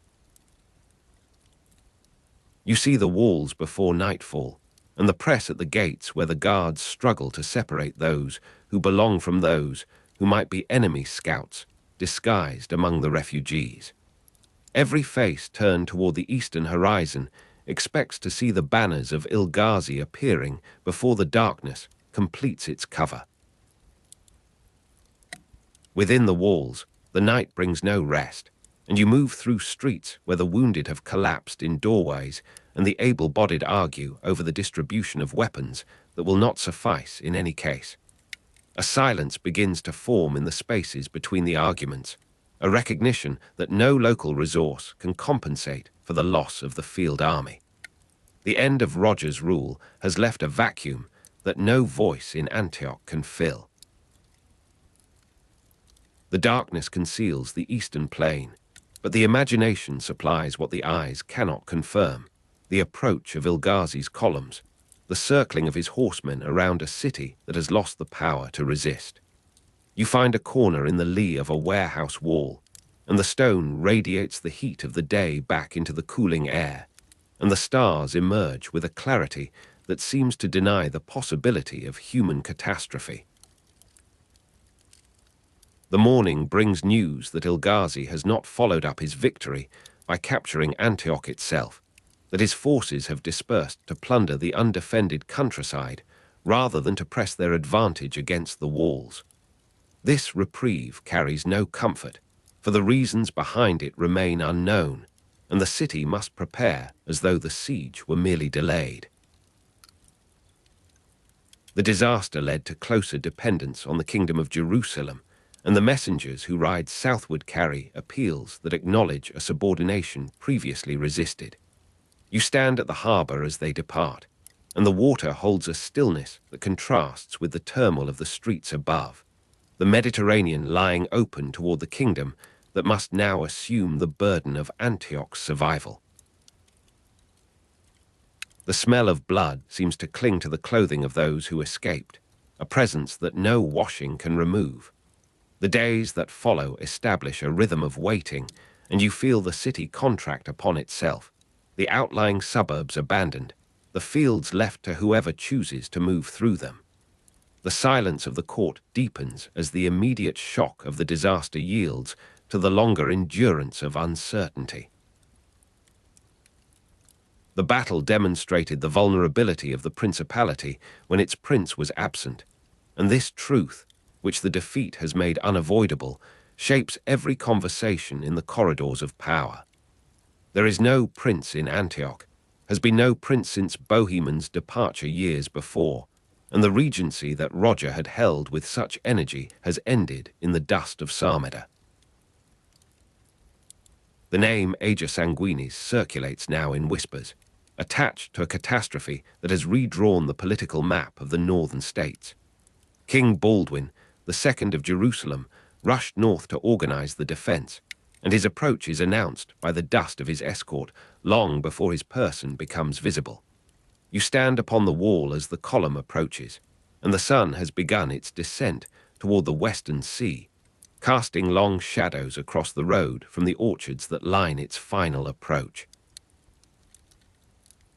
Baldwin II became regent of Antioch from 1119 to 1126, and the years of that regency begin in this moment of arrival, the assumption of responsibility that no other power in the Latin East could undertake.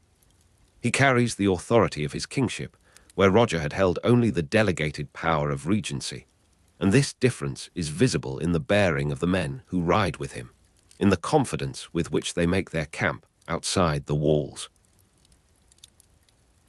The autumn rains begin as Baldwin takes charge, the season turning, and you feel the first drops upon your face as you stand in the open courtyard where he has convened the surviving notables of the principality. The water falls upon dust that has accumulated through the long summer, and the smell of wet earth rises to replace the harsher scents of the previous months. Baldwin's presence embodies the new dependence, his decisions flowing outward to reshape the governance of a city that had once claimed equality with his kingdom. The rain intensifies, and the sound of it upon the roof tiles fills the spaces of the buildings where you take shelter, a sound that carries the promise of renewal even as it marks the ending of the campaigning season. The arrangements that will occupy Baldwin's regency begin to take shape in the conferences that follow his arrival. He married his daughter Alice to the young Bohemond II as part of the succession arrangement, and this distant prospect of restoration offers a narrative thread that can guide the principality through its immediate helplessness. You observe the negotiations from the margins, and the voices in the chambers rise and fall with the arguments over precedence and provision, the practical questions of how to maintain a city that has lost its military capacity. The autumn rains continue through the days of discussion, and the streets run with water that carries the debris of summer into the drains and channels leading toward the river. The Orontes has risen with the rains, and you stand at its bank watching the brown water move with a new authority, carrying toward the sea the evidence of the season's change. The winter that approaches will test the city's ability to survive with walls that have not been breached, but with countryside that cannot be protected. Baldwin's energy in these first weeks establishes the pattern of his regency, the constant movement between Antioch and the southern frontier, the impossible attempt to be present wherever danger threatens. The rain falls upon your shoulders, and the wool of your cloak grows heavy with absorbed moisture, and the cold begins to penetrate where the summer heat had made such protection unnecessary. The silence of waiting has been replaced by the activity of a court that has found its direction, however dependent that direction may be upon external authority. You move through the streets where the repairs to the wall progress despite the weather, where the citizens have resumed the patterns of trade and worship that define their common life. This demonstration of vulnerability has not been lost upon Baldwin, who understands that his regency must prepare for a future in which the prince, when he finally comes, will find a principality that has been preserved rather than allowed to dissolve. The smell of blood has faded now into memory, into the stories that will be told in the winters to come, each retelling fixing the catastrophe more firmly in the understanding of those who had not been present.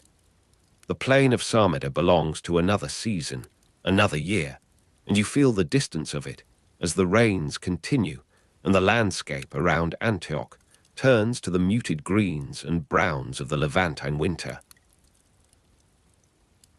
Ilghazi's failure to follow up his victory, which had seemed inexplicable in the immediate aftermath, begins to reveal its pattern as the months pass. The dispersal of Turkish forces to their winter quarters, the traditional rhythms of campaigning that no single battle could permanently alter.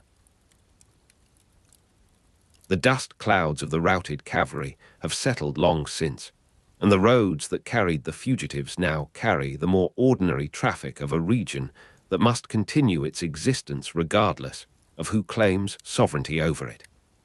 The years of Baldwin's regency stretch ahead with a length that the survivors of the Field of Blood could not have imagined in the first days of their escape.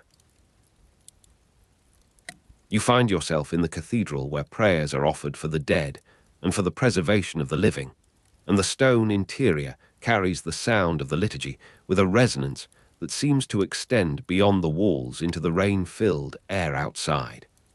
The marriage of Alice to Bohemond II, which will not be consummated for years, represents the faith in a future that the present cannot yet substantiate. The heavier downpours of true winter have replaced the autumn rains, and the rivers rise and fall with the passing of each storm system from the Mediterranean. You encounter Walter, the Chancellor, in the scriptorium, where he works upon his record, his pen moving across the parchment with the deliberation of one who understands that his words will shape the memory of what occurred. Walter's chronicle will trace the dependence upon Jerusalem, will make clear to those who read in future years that the catastrophe at Sarmeda had consequences that extended far beyond the immediate losses of men and equipment. You watch the light from the narrow windows move across his page as the afternoon progresses, and the rain continues upon the roof above, and the scratching of his pen provides the only interruption to the silence of concentration. The winter deepens, and you stand at last upon the wall in a moment of clearing, when the clouds have parted to reveal the stars with a brilliance that the summer haze had dennied. The silence has become something else now, a silence of consolidation rather than of dread, the pause between the catastrophe and the long work of recovery. Baldwin remains, the visible sign of a commitment that will bind the northern principality to the southern kingdom for the years of his regency and beyond. The cold air moves across your face, and the breath of it carries the moisture of the recent rain, and the eastern horizon shows the first pale suggestion of the moon's rising. The date has already begun its transformation into the stuff of chronicle, of the stories that will be told to explain how the Franks of Antioch came to accept the governance of a king who was not their own. You feel in this winter evening the weight of that transformation, the way in which events compress into their consequences, the way in which the lives of individuals become threads in a pattern that they could not have perceived while living through them. The hot plain of Sarmeda exists now only in memory and in the written record, and you stand in a different season, a different year, with the rain upon the stones and the stars emerging from behind their veil of cloud. The future holds its own uncertainties, and you know that Baldwin's regency will not be without its trials, that the marriage of Alice to Bohemond II will not resolve the fundamental tension between a principality that dreams of independence and a kingdom that has learned the cost of allowing that dream to persist. But for this evening, the walls stand, the rain falls, and the breath moves in your chest with the regular rhythm of one who has survived to witness the turning of the story. Antioch remains, and the lights in the windows below your vantage point speak of a persistence that no single battle, however bloody its field, can permanently extinguish. The season turns, and you turn with it, and the story continues in the darkness beyond the reach of any single voice. The morning of Bernard's installation arrived with pale light spreading across the Orontes valley, and you are standing among the crowd gathered before the great doors of the ancient cathedral. The Patriarchate of Antioch was one of the 5 ancient patriarchates of Christianity, and this building had witnessed the consecration of Greek bishops for 7 centuries before this foreign morning. The first Latin patriarch was Bernard of Valence, a man from the Rhone Valley who had ridden east with Bohemond's army and who now stood before these doors in the white vestments of an office he could not fully comprehend. Around you, the Greek clergy had withdrawn into the shadows of side chapels and private houses, their faces turned away from this ceremony that claimed to replace what they held sacred. You watch as Bernard of Valence processes through the doors, his Latin entourage chanting responses in a tongue that echoes strangely in a space built for Byzantine melody. The Greek Orthodox Patriarchate claims legitimate succession from Saint Peter, the fisherman who had walked these Syrian roads according to ancient tradition, and this claim now hangs in the air like incense that will not disperse. The Latin liturgy replaced Greek in the cathedral, but not in many parish churches, and this partial replacement would mark the boundaries of Bernard's spiritual territory more clearly than any parchment charter.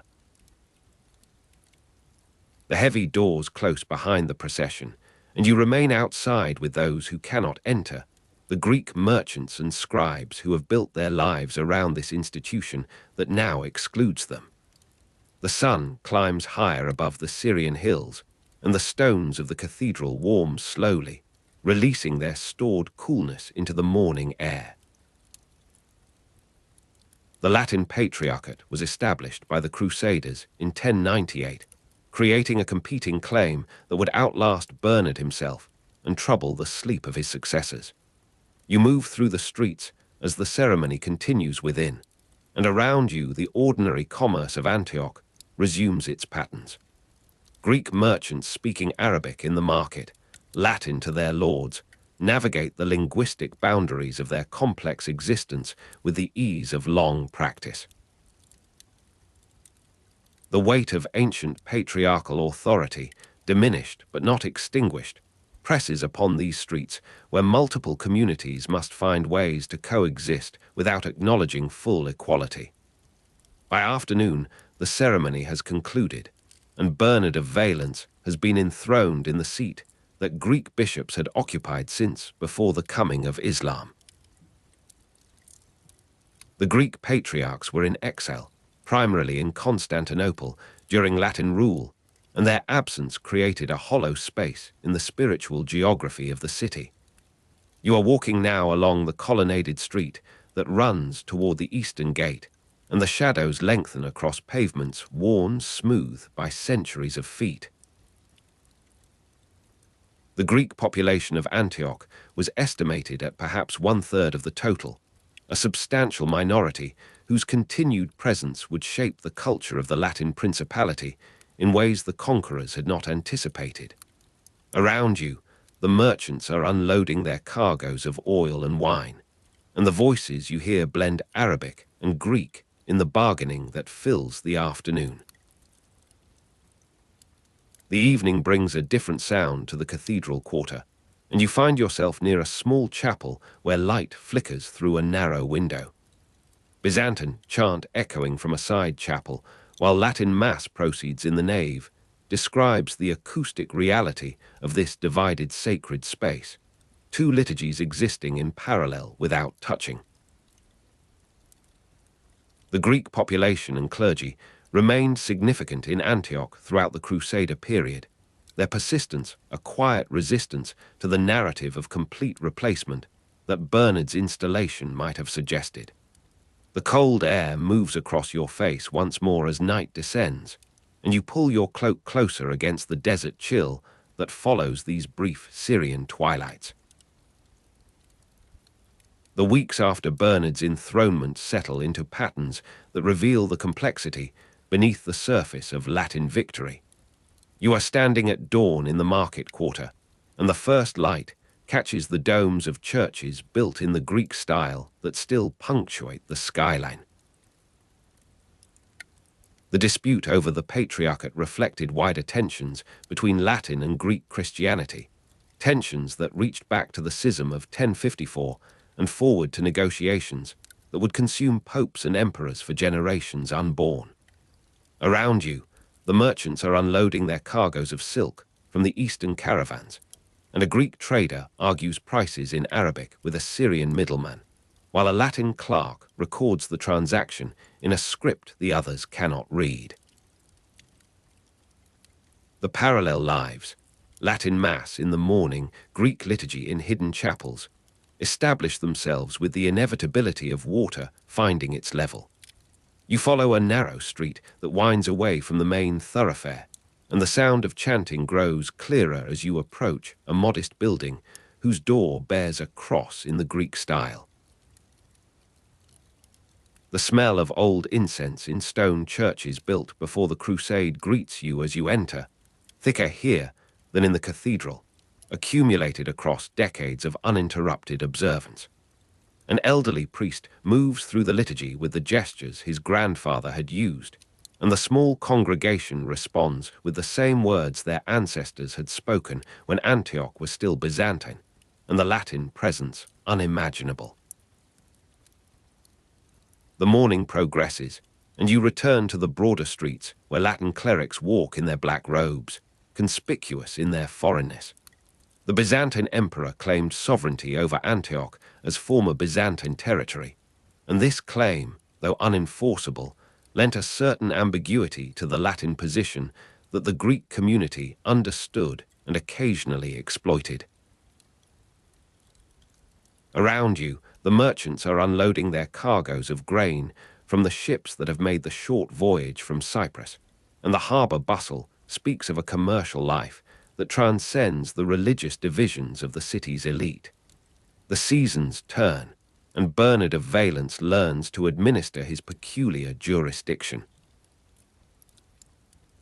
You are standing in the cathedral square on a morning when the Patriarch is judging a dispute between two Latin knights, his temporal authority as significant as his spiritual role in this frontier society. The Latin Patriarch held both spiritual and significant temporal power in the Principality, a combination that would have seemed improper in older Christian lands, but that necessity demanded in this contested space. The Greek community's continued presence, their merchants, their scribes, creates a network of relationships that Bernard must acknowledge even as he seeks to replace their spiritual leadership with his own. The afternoon finds you in the scriptorium of a Greek monastery, where monks continue to copy texts in a tradition that stretches back to the great libraries of Alexandria and Constantinople. The Greek monastery of St. Simeon, the Younger, remained active outside the city, a center of learning and devotion that the Latin authorities could not suppress without alienating the population they needed to rule. You watch as a young monk forms letters with the careful precision of one who knows that his work preserves something the Latins cannot replicate, the accumulated wisdom of Greek Christianity in its Syriac and Palestinian forms. The cold air moves across your face from a high window, carrying the scent of the orchards that surround this place of retreat and resistance. The months become years, and the initial sharpness of Latin intrusion softens into accommodation that neither side would call acceptance. You are walking through the streets on a feast day, and the processional crosses of different rites, passing on different days through the same streets, mark the calendar of a city that has learned to share its public spaces without sharing its sacred commitments. Religious processions through the city streets maintained communal boundaries, each group asserting its presence and its difference in the rhythm of days and seasons. The sun hangs low over the western hills as you stand near the city wall, watching the light change across the faces of the buildings. The first Latin patriarch was Bernard of Valence, and his long tenure would establish patterns of coexistence that his successors would modify but not fundamentally alter. Patriarch Bernard died in 1135 after a long tenure, and by then the Greek community had found its place in the modified order of Crusader Antioch, neither fully subordinate nor fully independent. The slow accommodation, the slow forgetting, across generations, transforms the consciousness of those born into this mixed world. You are standing in the market on a morning when young men of Greek ancestry conduct business in Latin with the confidence of native speakers, while their grandfathers remember a time when such linguistic crossing marked betrayal. The Greek merchants speaking Arabic in the market, Latin to their lords, have become figures of a new Antioch that belongs fully to neither the Byzantine past nor the Latin present. Around you, the merchants are unloading their cargoes of spices from the caravans that have crossed the desert from Mesopotamia, and the languages of bargaining blend and separate in patterns that the participants themselves no longer consciously navigate.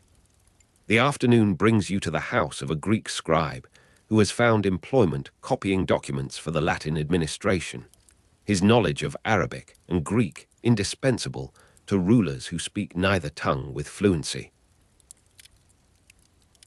The Greek Orthodox Patriarchate claims legitimate succession from Saint Peter, and this claim, though politically frustrated in Antioch itself, sustains the identity of scribes and merchants who maintain connection with their exiled spiritual leaders in Constantinople. The absent Greek patriarch in Constantinople, claiming what he could not hold, remains a presence in the consciousness of his scattered flock, his legitimacy undiminished by distance and political impotence. The evening falls with the particular softness of Syrian spring, and you find yourself near the cathedral where Bernard was installed decades before. You move through streets that have grown familiar with your presence, and the city reveals itself as a palimpsest of competing and overlapping authorities. Syriac and Armenian Christians also maintain their own hierarchies in the region, adding further complexity to the religious map that Bernard of Valence had sought to simplify through his exclusive claim. The cold air moves across your face as you turn a corner, and the sound of chanting in an unknown tongue draws you toward yet another chapel where ancient Christianity survives, in forms the Latins have never attempted to suppress. The night deepens, and you find yourself in a courtyard where Greek merchants have gathered to discuss the news from Constantinople, where their exiled patriarch still maintains his court in waiting. The slow accommodation, the slow forgetting, across generations works differently upon the young, who have never known Byzantine rule and who find in the Latin Principality opportunities their parents would have refused. Around you, the merchants are unloading their cargoes of finished cloth from the weavers of the city, and the conversation shifts from Greek to Arabic as a Syrian Christian joins the circle. The years of Bernard's successors bring their own modifications to the patterns he established. You are standing at the harbour at dawn, watching the ships that connect Antioch to the wider Mediterranean world of Latin Christianity. The morning progresses, and you follow the harbour road toward the city centre, passing warehouses where Greek and Latin merchants conduct their business in the mixed languages of practical necessity. The Greek community's continued presence, their merchants, their scribes, sustains a culture that the Latin authorities have learned to tolerate and occasionally to employ. The afternoon finds you in the cathedral itself, where the present Latin patriarch presides over a ceremony that has grown more elaborate with the passing decades. You observe the Latin clergy in their vestments, foreign still after 2 generations, and the small number of Greek converts who have found advancement through accommodation with the new order. The evening brings you to the Greek quarter, where a different rhythm of life persists behind the walls that separate community from community. The Greek monastery of St. Simeon, the younger, remained active outside the city, and its influence extends into these streets where monks from the monastery come to minister to their urban brethren. You sit in a courtyard where an elderly woman recites the evening prayers she learned in childhood, her voice carrying the particular intonation of Byzantine chant that has no equivalent in the Latin rite. The cold air moves across your face, and the stars emerge above the courtyard walls in patterns that Greek astronomers had named, and Latin scholars were only beginning to learn. The slow accommodation, the slow forgetting, across generations continues its work upon memory and upon the physical fabric of the city.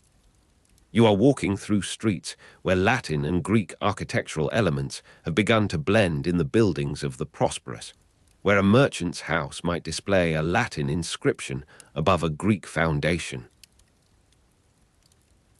The processional crosses of different rites, passing on different days through the same streets, mark the calendar of a city that has learned to live with its own divisions, each community preserving its boundaries while sharing the necessities of urban existence. Around you, the merchants are unloading their cargoes of wine from the coastal vineyards, and the evening conversation in the taverns blends the languages of conquest and survival. The night deepens toward morning, and you find yourself once more near the cathedral, where a late service proceeds in Latin, while somewhere nearby Greek monks keep their own vigil. The dawn comes with pale light spreading across the Orontes valley, and you are standing where you stood years before, when Bernard was installed and the Greek clergy withdrew. The morning progresses, and the streets fill with the commerce of a city that has survived conquest and partition. You move with the crowd, and the story continues in the streets around you, in the chapels where Greek liturgy persists, and the cathedral where Latin Mass proclaims a different sovereignty, in the slow turning of generations that transforms the sharp edges of conquest into the softer contours of coexistence that no one planned and few would have chosen, but that all must inhabit until the next turning of the story takes what it will from those who remain to witness. You are standing at dawn where the foothills of the Taurus meet the coastal plain, and the Armenian kingdom of Cilicia spreads before you in the half-light, its existence stretching from 1198 to 1375 across nearly 2 centuries of precarious sovereignty. The air carries the particular cold of high valleys, a thinness that sharpens the senses even as it invites stillness, and you feel it move across your face with the gentleness of something that has traveled far from snow-capped ridges. Around you, the stone walls of a wayside chapel rise from terraces carved by generations whose hands knew both the soil and the sword. For Armenian refugees had settled in Cilicia after the Seljuk conquest of Armenia, bringing with them liturgy and law and the memory of vanished kingdoms in the northern mountains. The light changes gradually, amber creeping across slopes where apricot orchards cling to impossible inclines, their fruit dried in the Cilician sun and packed for trade southward to Antioch and beyond. You taste the faint sweetness on your tongue, the concentrated sugar of summer preserved against leaner seasons, and understand how commerce follows the paths that geography permits. Cilicia lay southwest of Antioch, along the Mediterranean coast and Taurus foothills, a realm defined by its position between mountain and sea, between the memory of Armenian greatness and the pressing reality of Turkish power to the east. The Principality of Antioch and Cilician, Armenia shared a long border, and that boundary ran not only through contested valleys, but through the intertwined lives of families who found advantage in connection rather than separation. A bell sounds from somewhere above, its timbre distinctive, the Armenian church bells with their particular voice heard from across the border, neither quite the deep bronze of Roman practice nor the lighter notes of Greek tradition, but something shaped by centuries of worship in mountain fastnesses. The sound lingers, then fades, and you are aware of how much meaning travels in such signals, how communities announce their presence and their difference in the same breath. The stone beneath your hand carries marks that speak of blended labor, for Armenian architects and masons worked on Crusader castles, leaving signs that scholars still trace with wondering fingers, the same chisel moving from Armenian chapel to Frankish tower as commissions demanded and loyalties shifted. Marriage alliances between the two states were common, and you find yourself in a courtyard where negotiations have unfolded across generations. The practical poetry of statecraft conducted in the exchange of daughters and dowries, of border castles and trading rights. Bohemond III married first to Orgelus of Harenc, then to Theodora Comnene, then to Sibylla of Armenia, each union stitching new patterns into the fabric of Antiochian life, each woman bringing her own language of prayer and household governance. The names accumulate like sediment, layers of connection that gradually obscure the sharp lines of origin. His son Bohemond IV married first Placence of Giblet, then Melisende of Lusignan, then Maria of Armenia, and with each alliance the distinction between Frank and Armenian noble grew more difficult to maintain in practice, whatever theory might claim. The Antiochian nobility increasingly intermarried with Armenian and Lusignan families, and you observe this in the faces that pass through the courtyard, in the names called across garden walls, in the gradual transformation of a ruling class that had arrived as conquerors into something more rooted, more hybrid, more difficult to categorize. The port of Alexandretta, called Iskenderun in the Turkish speech that increasingly flavored local discourse, was contested between Antioch and Armenia, its harbor offering shelter to merchant vessels from Venice and Genoa, from Constantinople and Alexandria, the goods carried across its quays, binding the region into wider networks of exchange. You smell the pitch used to caulk hulls, the salt drying on nets spread for repair, the particular mustiness of warehouses where spices and silk await transshipment.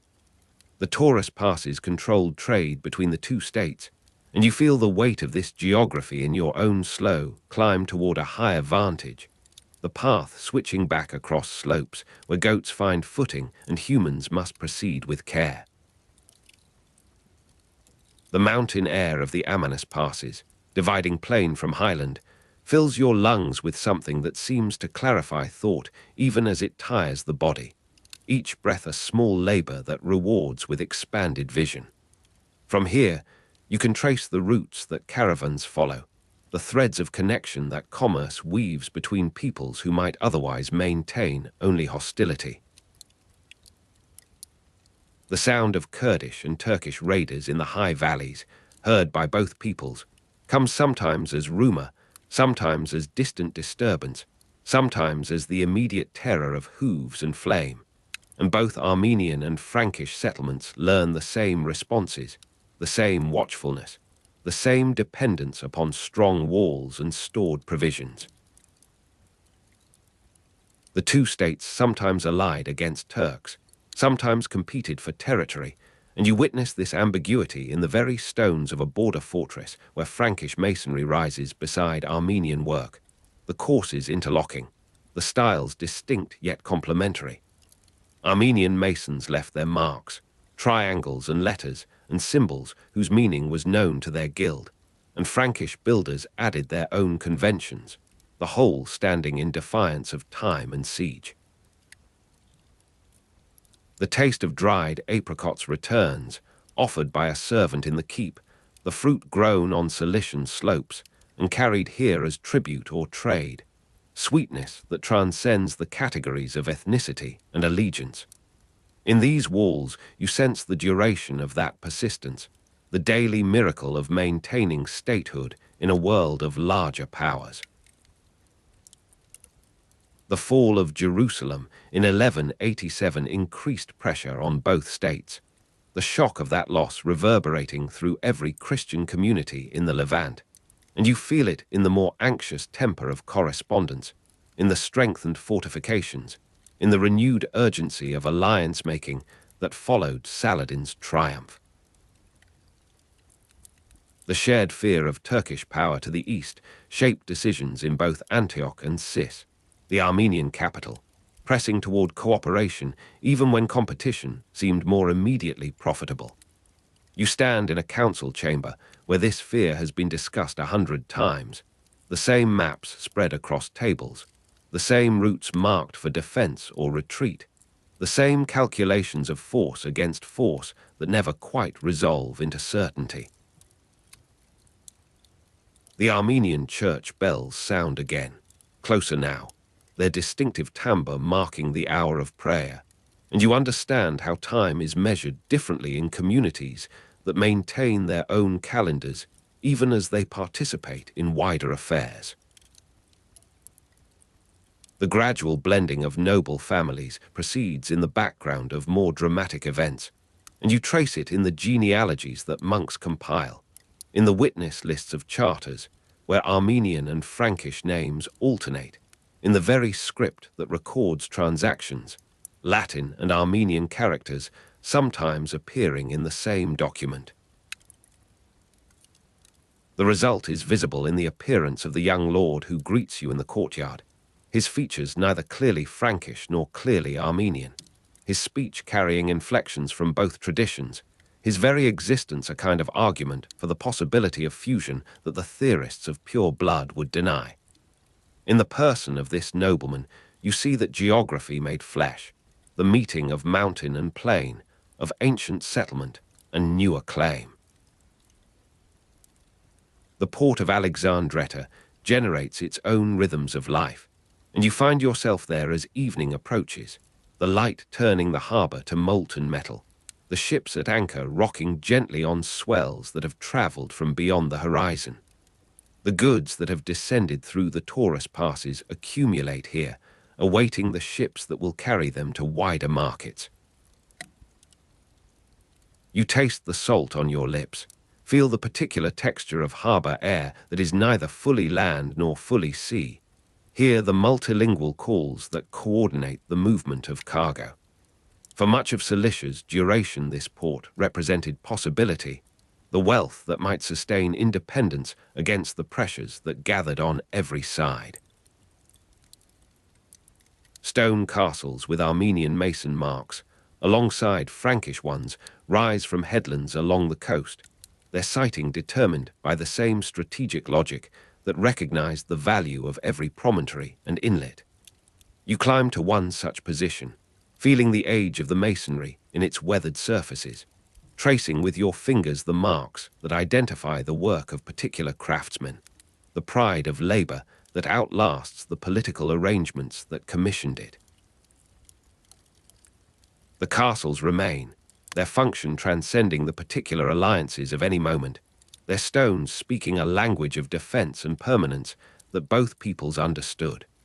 The Mongol invasions of the 1240s-1260s affected both regions, and you sense this catastrophe in the altered tone of chronicle and correspondence, the sudden appearance of names from Central Asia in accounts that had previously concerned themselves with more familiar enemies. Now new waves of displacement followed the Mongol advance, the familiar pattern of flight and resettlement repeating with variations that none could have predicted. The mountain air of the Amanus passes carries news of destruction from the east, rumors that grow more specific with each traveler, each refugee, each desperate embassy seeking alliance against the unstoppable. You sit in a hall where such news has been received, the fire burning low, the faces around you marked by fatigue, and the particular strain of maintaining composure in the face of the unimaginable. The taste of apricots dried in the Cilician sun seems suddenly precious, a connection to normalcy that the threat of Mongol destruction makes almost unbearably poignant. The shared fear of Turkish power to the east, which had structured so much Antiochian-Armenian relations, now finds its place within a larger apprehension. The Turkish advance itself disrupted by Mongol conquest, the familiar patterns of threat and response rendered obsolete by forces from beyond the known world. Perhaps the skills of Armenian architects and masons will be tested against new engines of war, new techniques of siege, the accumulated knowledge of generations facing unprecedented challenge. Along the long border, messages pass more urgently now, the old competitions suspended in the face of common danger. The Armenian church bells continue their daily round, and you find in their persistence a kind of defiance, the assertion of continuity against the evidence of disruption. The gradual blending of noble families continues even in crisis, perhaps accelerated by it, as the familiar recedes and the need for connection grows more pressing. The descendants of Bohemond, the Third's unions now face together what no marriage alliance could prevent, and the complexity of Bohemond, the Fourth's connections, creates obligations that transcend the simpler logic of state interest. The web of kinship pulling individuals toward choices that policy alone would not dictate. The Mamluk threat ultimately destroyed both states within years of each other, though this culmination lies still in the future as you inhabit this moment, and the knowledge of it colors your perception without determining your action. You are present in the time before the final fall, when possibilities still seem to exist, when Cilicia still maintained its institutions and its hope. This blending, which seemed to promise some new form of Levantan society, would prove insufficient against the disciplined power that gathered in Egypt. Alexandretta would change hands for the last time, its harbor closed to the commerce that had sustained both states, its warehouses emptied, its ships burned or seized. In the end, the Taurus passes would control the movement of armies as well, the routes that had carried silk and spices becoming corridors of conquest. The mountain air of the Amanus passes grows colder as you descend toward evening, the shadows lengthening across slopes where the apricot harvest has been gathered, and the first frost threatens what remains. You taste the change in the air, the approach of winter that will close the high roots and isolate communities until spring returns. The sound of Kurdish and Turkish raiders has been temporarily stilled by the greater disturbances from the east, but it will return, the local violence resuming its patterns once the Mongol storm passes through. Stone castles with Armenian mason marks alongside Frankish ones stand against the darkening sky, their silhouettes familiar now, almost comforting in their persistence. In the end, the distinction between alliance and competition would matter less than the common fate that awaited them both. The shared fear of Turkish power found its ultimate expression in the shared destruction that neither could prevent. You move through the twilight, and the Armenian church bells mark the hour of evening prayer. In these final decades of Cilicia's existence, the bells ring with a particular poignancy, the knowledge of limitation informing every gesture of continuation. The gradual blending of noble families has created a society that no longer knows quite what it is, neither fully Armenian nor fully Frankish, neither securely Eastern nor comfortably Western, a hybrid that might have developed into something new and valuable had time permitted. The common fate, as the Mamluks advanced, approaches with the inevitability of geography made manifest, the Egyptian power rising to claim what the Mongols had disrupted and left vulnerable. The taste of apricots dried in the Cilician sun comes to you once more, offered by a woman whose face carries the blended features of generations of intermarriage, whose speech moves between languages with the ease of one who has never known a world of single tongues. You accept the sweetness, and it lingers, the concentrated essence of a land that will outlast the states that claim it, the orchards continuing their cycles regardless of who holds the fortresses above them.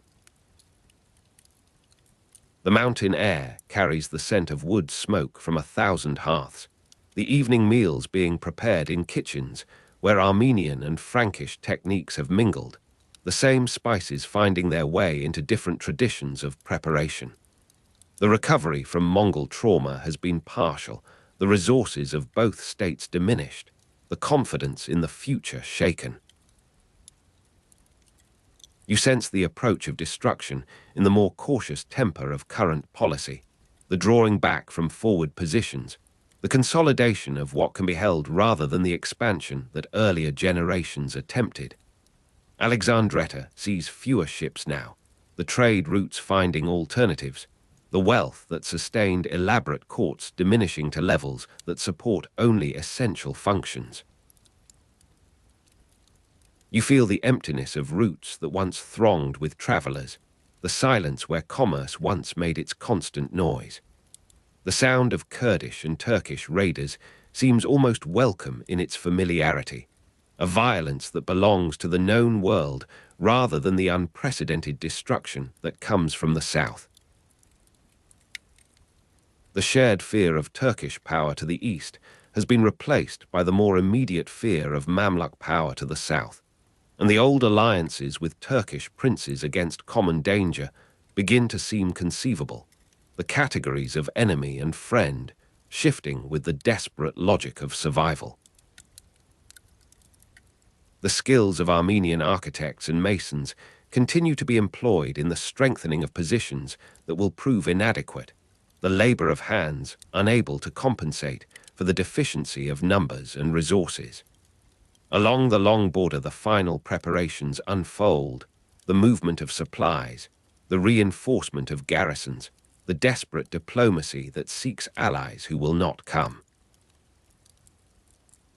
The beauty of Cilicia's position, which once seemed so advantageous, now appears as vulnerability, the exposure to sea and mountain pass alike offering too many avenues for the approach of enemies. The Armenian church bells ring now with what you recognize as a kind of valediction, the farewell to a world that has been constructed across generations and will soon be dismantled. The Antiochian nobility's interconnection with Armenian and Lusignan families creates the shared grief that accompanies shared fate, the networks of kinship that bound individuals now binding them to common destruction. The descendants of Bohemond, the third's marriages will scatter, some finding refuge in Cyprus, some in the west, some simply disappearing into the populations that remain when the states have fallen. The complexity of Bohemond, the fourth's connections, now complicates the search for safety, obligations pulling in multiple directions as the crisis deepens. The pressure that began with the fall of Jerusalem has never been relieved, only transformed across the decades into the exhaustion that precedes collapse. You stand in the final darkness before dawn, and the Armenian kingdom of Cilicia seems almost to glow with the accumulated light of its nearly 2 centuries, the achievement of persistence against the odds that constitutes the most fundamental human success. The mountain air moves across your face with the same cold gentleness you felt at the chapter's beginning, and you understand how little has changed in the physical world while human arrangements have risen and fallen. The taste of apricots dried in the Cilician sun returns to your memory, the sweetness that outlasts the trade routes and the merchants and the states that organized their movement. The common fate, as the Mamluks advanced, approaches its consummation, and you feel the weight of that ending without needing to witness its details, the imagination sufficient to supply what chronicle would confirm. Stone castles with Armenian mason marks, alongside Frankish ones, will be abandoned, occupied, adapted to new purposes by new powers, their original meanings gradually forgotten. In the end, neither alliance nor competition availed against the force that came to claim them both. The years that followed would see the names of Antioch and Cilician Armenia preserved only in the memory of exiles and the scholarship of distant monks. The shared fear of Turkish power finds new objects as the Ottoman power eventually rises to claim what the Mamluks held. You are standing now in the aftermath, the first light touching slopes where the apricot trees still fruit, where the Armenian church bells once rang and may ring again in other valleys where refugees found new homes. The existence of the kingdom, however ended, remains part of the texture of this place, the layers of human effort and aspiration that accumulate where geography permits settlement and history brings the collision of peoples who must find ways to live together or fail separately. The gradual blending of noble families has left its traces in the very language of the region, in the place names that combine elements from multiple tongues, in the physical appearance of populations who carry the heritage of unions that chronicle records and memory forgets. The port of Alexandretta resumes its functions under new management, the harbour indifferent to the flags that fly above it, the trade continuing in new channels shaped by new powers. The Taurus passes will control other movements in centuries to come, the geography persisting when the states have become subjects for scholarly monologue and the occasional quiet meditation, such as this. You move with the first full light, and the story continues in the stones around you, in the mason marks that survive the weathering of centuries, in the apricot trees that fruit and are harvested by hands that know nothing of the kingdoms that once claimed these slopes, in the bells that ring with whatever timbre the current community has learned to make, in the slow turning of generations that transforms the sharp edges of conquest and alliance into the softer contours of a past that no one planned and few would have chosen, but that all must inhabit until the next turning of the story takes what it will from those who remain to witness. The spring of 1268 arrived in the Orontes valley with the familiar softness of apricot blossom and the less familiar weight of rumour. You are standing at the eastern gate of Antioch as the first messengers from the south reach the guards, their horses lathered and their voices low with unwelcome news. Around you, the merchants pause in their unloading of cargoes from the port of St. Simeon, their hands still upon bales of silk as the words pass through the crowd. Al-Malik az-Zahir Rukan ad-Din Baybars al-Bundakdari, Sultan of Egypt and Syria since 1260, born around 1223 and already the most feared commander in the Levant, has turned his armies northward. The cold morning air moves across your face, carrying with it the scent of dust from roads that will soon know the passage of Mamluk cavalry.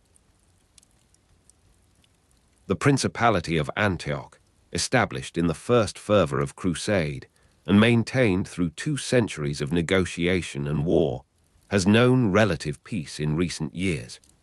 Its walls, once renowned throughout Christendom, have stood untested while attention turned to the coast, to Acre, to the shifting politics of Outremer.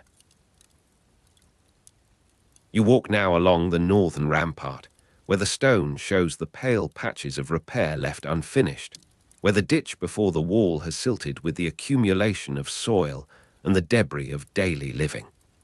The May heat is rising from the plain, though the siege engines of Baybars have not yet appeared, and you feel the warmth through the leather of your sandals as you move from tower to tower. Somewhere below, a dog barks in the Armenian quarter, and the sound seems suddenly precious, a note of ordinary persistence in a morning that has begun to feel provisional. The city was poorly prepared for siege after years of relative peace, and this inadequacy reveals itself in 100 small details that accumulate into vulnerability. You observe the council meeting in the palace of the prince, where voices rise and fall in the familiar cadences of deliberation that cannot quite mask their inadequacy before the approaching force. Baybars, who had destroyed Arsuf and Caesarea, who had taken the white-striped flag of the Mamluks to the gates of the greatest fortresses, would not be deterred by walls that men had forgotten how to defend. Around you, the merchants are unloading their cargo still, but more slowly now, with glances toward the horizon where the first columns of dust may already be visible to sharper eyes. The siege of Antioch in 1268 was conducted by the Mamluk Sultan Baybars with the methodical efficiency that had become his signature across the battlefields of Syria and Palestine. You stand upon the wall as the engines appear, as the vast constructions of timber and iron are assembled with the patience of men who have time and who understand that time itself is a weapon. The May heat rises from the plain in shimmering waves that make the distant figures seem to swim, to materialize and dissolve like memories of armies that have passed this way before. The sound of hammering carries across the intervening space, the sound of preparation that is also the sound of ending. Baybars al-Malik az-Zahir has brought more than 20,000 men to this valley where the Orontes turns toward the sea, and the arithmetic of their presence settles upon the city like a physical weight. The first missiles arc across the morning sky, and you watch them from the citadel on Mount Silpius, where the highest defenders have gathered to observe what the lower city cannot yet comprehend. Smoke rises from the burning suburbs, the wind carrying it toward the sea in a gesture that seems almost deliberate, as if the destruction wishes to announce itself to the departing world. The last Mass in the cathedral is perhaps the last ever, and you are not present, but you imagine it, the voices raised in the ancient words against a background of distant thunder, the priest's hands moving through gestures that have sustained this community since before the principality was even imaginable as an ending. The Latin Patriarchate would be effectively extinguished, though the title continued nominally in exile, and the extinguishing began in the smoke that darkened the high windows, in the knowledge that what had been built across generations could be unbuilt in days. The defenses, neglected in peacetime, yield with a promptness that surprises even those who had expected little. You move through the streets as the first breaches are reported, as the defenders fall back toward the higher ground, toward the citadel on Mount Silpius that was the last point of resistance. Around you, the merchants have abandoned their cargoes, and the silk lies in the dust where it was dropped, its colors already dimmed by the passage of feet and the settling of ash. The Greek Orthodox community, which had survived through every change of ruler since the first Christian centuries, gathers in smaller groups, their faces showing the particular calculation of those who have learned to endure by knowing which questions not to ask. They would survive in reduced numbers as they had survived before, but the survival would be smaller now, a thread where once there had been fabric. The citadel receives the final gathering of defenders, those who have not fallen in the streets or sought to hide in the labyrinth of the lower city.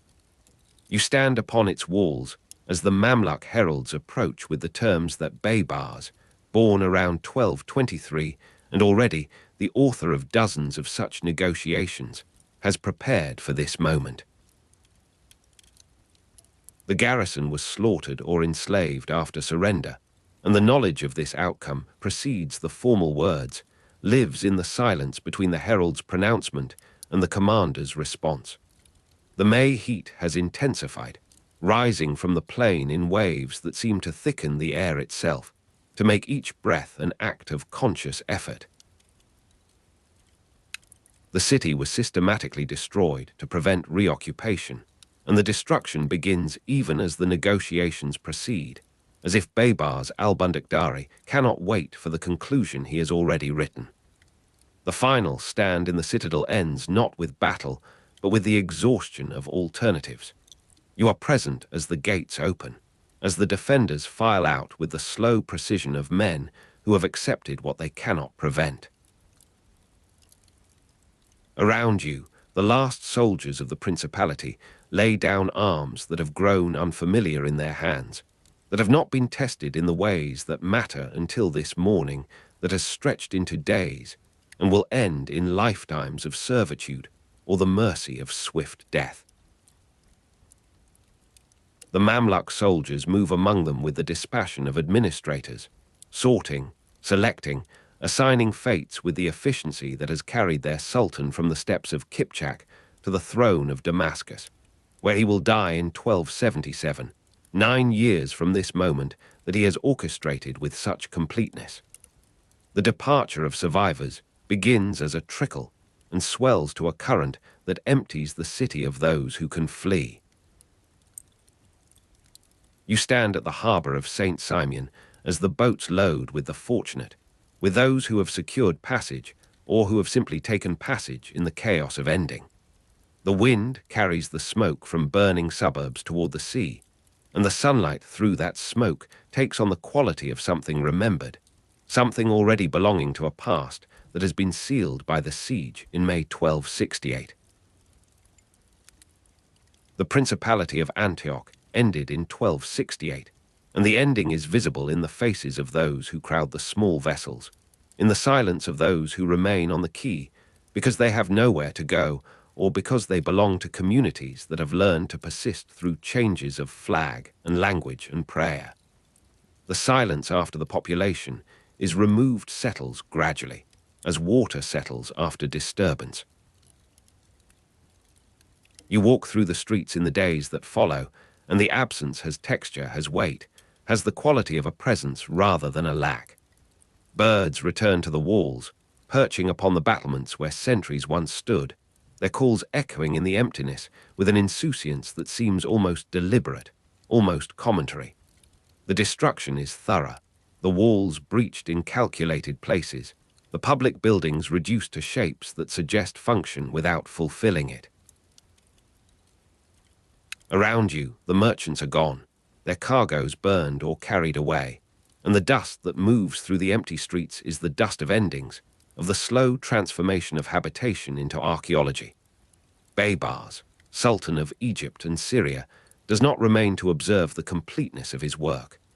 You watch from the ruined gate as his army turns southward, as the engines that have accomplished their purpose are abandoned or burned, their timber too heavy to carry and too damaged to reuse. The May heat rises from the plain one final time, and then the season turns, and the rains of early winter wash through streets that no longer know the rhythm of footsteps, that no longer carry the sounds of commerce and contention and the ordinary maintenance of a city that had been, for 2 centuries, one of the great centers of the Mediterranean world. The Greek Orthodox community survived in reduced numbers, and their presence, diminished, persists in the spaces that the destruction has not entirely claimed, in the cellars and the peripheral quarters where life continues with the tenacity that has characterized their history since before the Latin Knights arrived and after they have gone. The centuries that follow are centuries of diminishment, of the slow shrinking of Antioch from city to town to village, of the forgetting that transforms event into anecdote and anecdote into silence. You observe the transition to Ottoman rule in 1516, to the administrative arrangements that place this territory under governors who rule from Damascus or Aleppo, for whom the former greatness of Antioch is a matter of record rather than of present significance. The city became a small town under Ottoman rule, never regaining its ancient importance, and the smallness is visible in the reduced circuit of the walls, in the abandonment of the higher quarters that climb toward Mount Silpius, in the gradual silting of the harbour that connects the place to the sea. The sound of the Orontes, unchanged, flows past ruined quays that once received the commerce of half a world, and the water moves with the same persistence that has carried it through Assyrian and Roman and Byzantine and Crusader times. indifferent to the names that men have given to their arrangements upon its banks. The Latin Patriarchate was effectively extinguished, though the title continued nominally in Excel, and the extinguishing is complete in the physical space, even as it lingers in documents and in the claims of successor institutions that establish themselves in Rome or in other cities of the Mediterranean littoral. You stand in the space where the cathedral stood, where the last mass was perhaps the last ever, and the stones that remain are foundation stones, are suggestions of magnitude rather than magnitude itself. Around you, the Ottoman town moves through its cycles of prayer and harvest, and the small negotiations of commerce that require no great walls, no citadel, no principality to sustain them. The modern Turkish city of Antakya occupies the site, and the occupation is layered, is palimpsest, is the accumulation of unconnected moments that share only geography and the continuity of water. The slow turning of generations transforms the sharp edges of conquest and alliance into the softer contours that the previous chapter observed, and the transformation continues in the centuries after Baybars, after the Mamluk Sultanate itself has risen and fallen, after the Ottomans have come and gone and come again in the long rhythm of their empire. You are standing at the harbour at dawn, but the harbour is smaller now, the sea farther away, the connection between the river and the port grown tenuous with the accumulation of silt and the redirection of trade to other channels. The cold air moves across your face, and it is the same air that moved across the faces of those who watched the Mamluk approach in 1268. But the names have changed, the languages have changed, the prayers have changed, and the change itself has become the only constant. The modern visitor approaches with different expectations, with the knowledge that accumulates in guidebooks and in the scholarly reconstruction of what has been lost. You climb toward the citadel ruins that remain visible on Mount Silpius above the modern city, and the climbing is steeper than it would have been in the time of the Principality, the paths less maintained, the destination less certain. Modern Antakya spreads below, its traffic sounds rising to meet you as you ascend, the contemporary life of a provincial Turkish city flowing through streets that overlay the ancient grid without following it. The resistance of 1268 is commemorated now in the bareness of the rock, in the fragments of wall that cling to the slope, in the absence that speaks more loudly than any preserved monument could speak. The May heat rises from the plain as it rose in 1268, but the engines that approach now are the engines of construction and of commerce, the machinery of a modernity that has its own violence and its own indifference. You stand upon the ruined walls as the sun reaches its height, and the view extends across the valley that Babar surveyed, that the Assyrians before him and the Romans before them have all surveyed from this height. The Greek Orthodox community survived in reduced numbers, and their church still stands in the lower town, its bells carrying a timbre that the current community has learned to make, that connects across the centuries without quite bridging them. The destruction that Baybars ordered in 1268 has become itself a layer in the accumulation, indistinguishable in its physical residue from the earthquakes and the fires and the slower erosions of time and weather that have reduced every construction to the condition of potential ruin. You walk among the stones of the lower city, where excavation has revealed the Roman beneath the Crusader, beneath the Ottoman, beneath the modern, and the revelation is of depth rather than of sequence, of the simultaneity that archaeology imposes upon what was experienced as succession.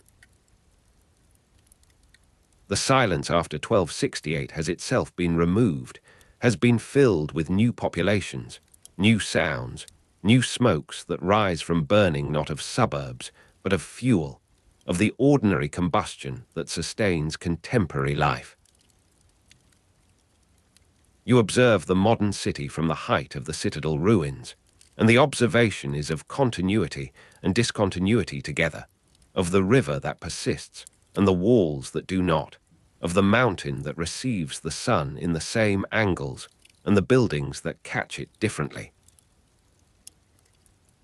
Baybars became Sultan of Egypt and Syria in 1260, and his sultanate has ended, has been absorbed into the longer narrative that contains it without privileging it, that notes his birth around 1223 and his death in 1277, in Damascus, with the same notation that it applies to the anonymous thousands who perished or were enslaved in the siege he conducted in the spring of his power.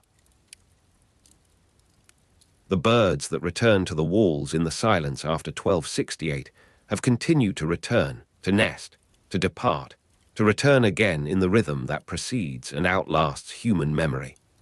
You watch them now from the citadel ruins, their flight patterns unchanged across the centuries of observation that have been made from this height, their indifference to the names of kingdoms and the dates of battles complete and instructive.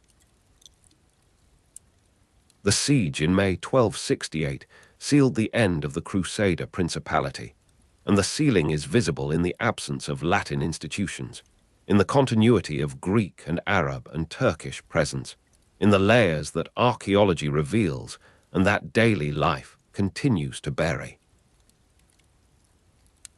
You descend from the citadel as the afternoon lengthens, as the traffic sounds of modern Antakya rise to meet you with their own insistence, their own claim upon the present that is as legitimate as any past claim and as temporary.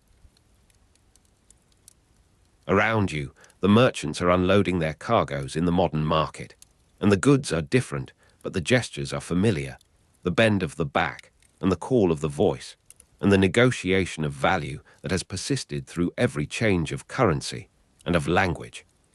The citadel ruins remain visible on Mount Silpius above the modern city, and their visibility is a kind of persistence, a refusal to disappear completely into the ground that receives all constructions eventually. You stand at the base of the rock as evening comes, as the May heat begins to dissipate and the first coolness of night moves across the valley. Baybars, who died in 1277 in Damascus, did not live to see the completeness of the transformation he had initiated, and the incompleteness of all transformation is the space in which persistence becomes possible, in which the Greek Orthodox community survived in reduced numbers, and the river continued to flow, and the birds returned to walls that no longer held sentries. You move through the streets as darkness gathers, as the traffic sounds moderate, and the evening calls begin from the minarets that stand where other calls have stood, where the bells of the cathedral once rang and were silent. The last mass in the cathedral was perhaps the last ever, and the perhaps is the space of historical uncertainty, of the possibility that some secret celebration continued, that some thread of the Latin rite persisted in hidden places, before fading into the final extinguishing that the record suggests. The nominal continuation of the Latin Patriarchate is itself a kind of persistence, a refusal to acknowledge the completeness of ending that the physical space proclaims. The smoke from burning suburbs has long since dispersed, has become part of the atmospheric chemistry of a planet that has known many such smokes, that will know more. You breathe the evening air of modern Antakya, and it carries the sense of cooking and of traffic and of the river that flows with its ancient burden of silt and memory. The destruction that was meant to prevent reoccupation has itself been destroyed, has been built over and forgotten, and partially revealed by the excavations that seek to recover what the destruction sought to eliminate. The recovery is incomplete, as all recovery is incomplete, and the incompleteness is the condition of historical knowledge, of the stories that can be told and the silences that must be respected. The garrison was slaughtered or enslaved after surrender, and their individual stories have disappeared into the categories of historical record, into the statistics that measure suffering without conveying it. You stand at the edge of the modern city as night completes its arrival, as the lights of Antakya spread across the plain that Baybars surveyed from this same height. The stars that emerge are the stars that emerged in 1268, indifferent to the changes below them, and their indifference is not cruelty, but simply the scale at which human events become imperceptible.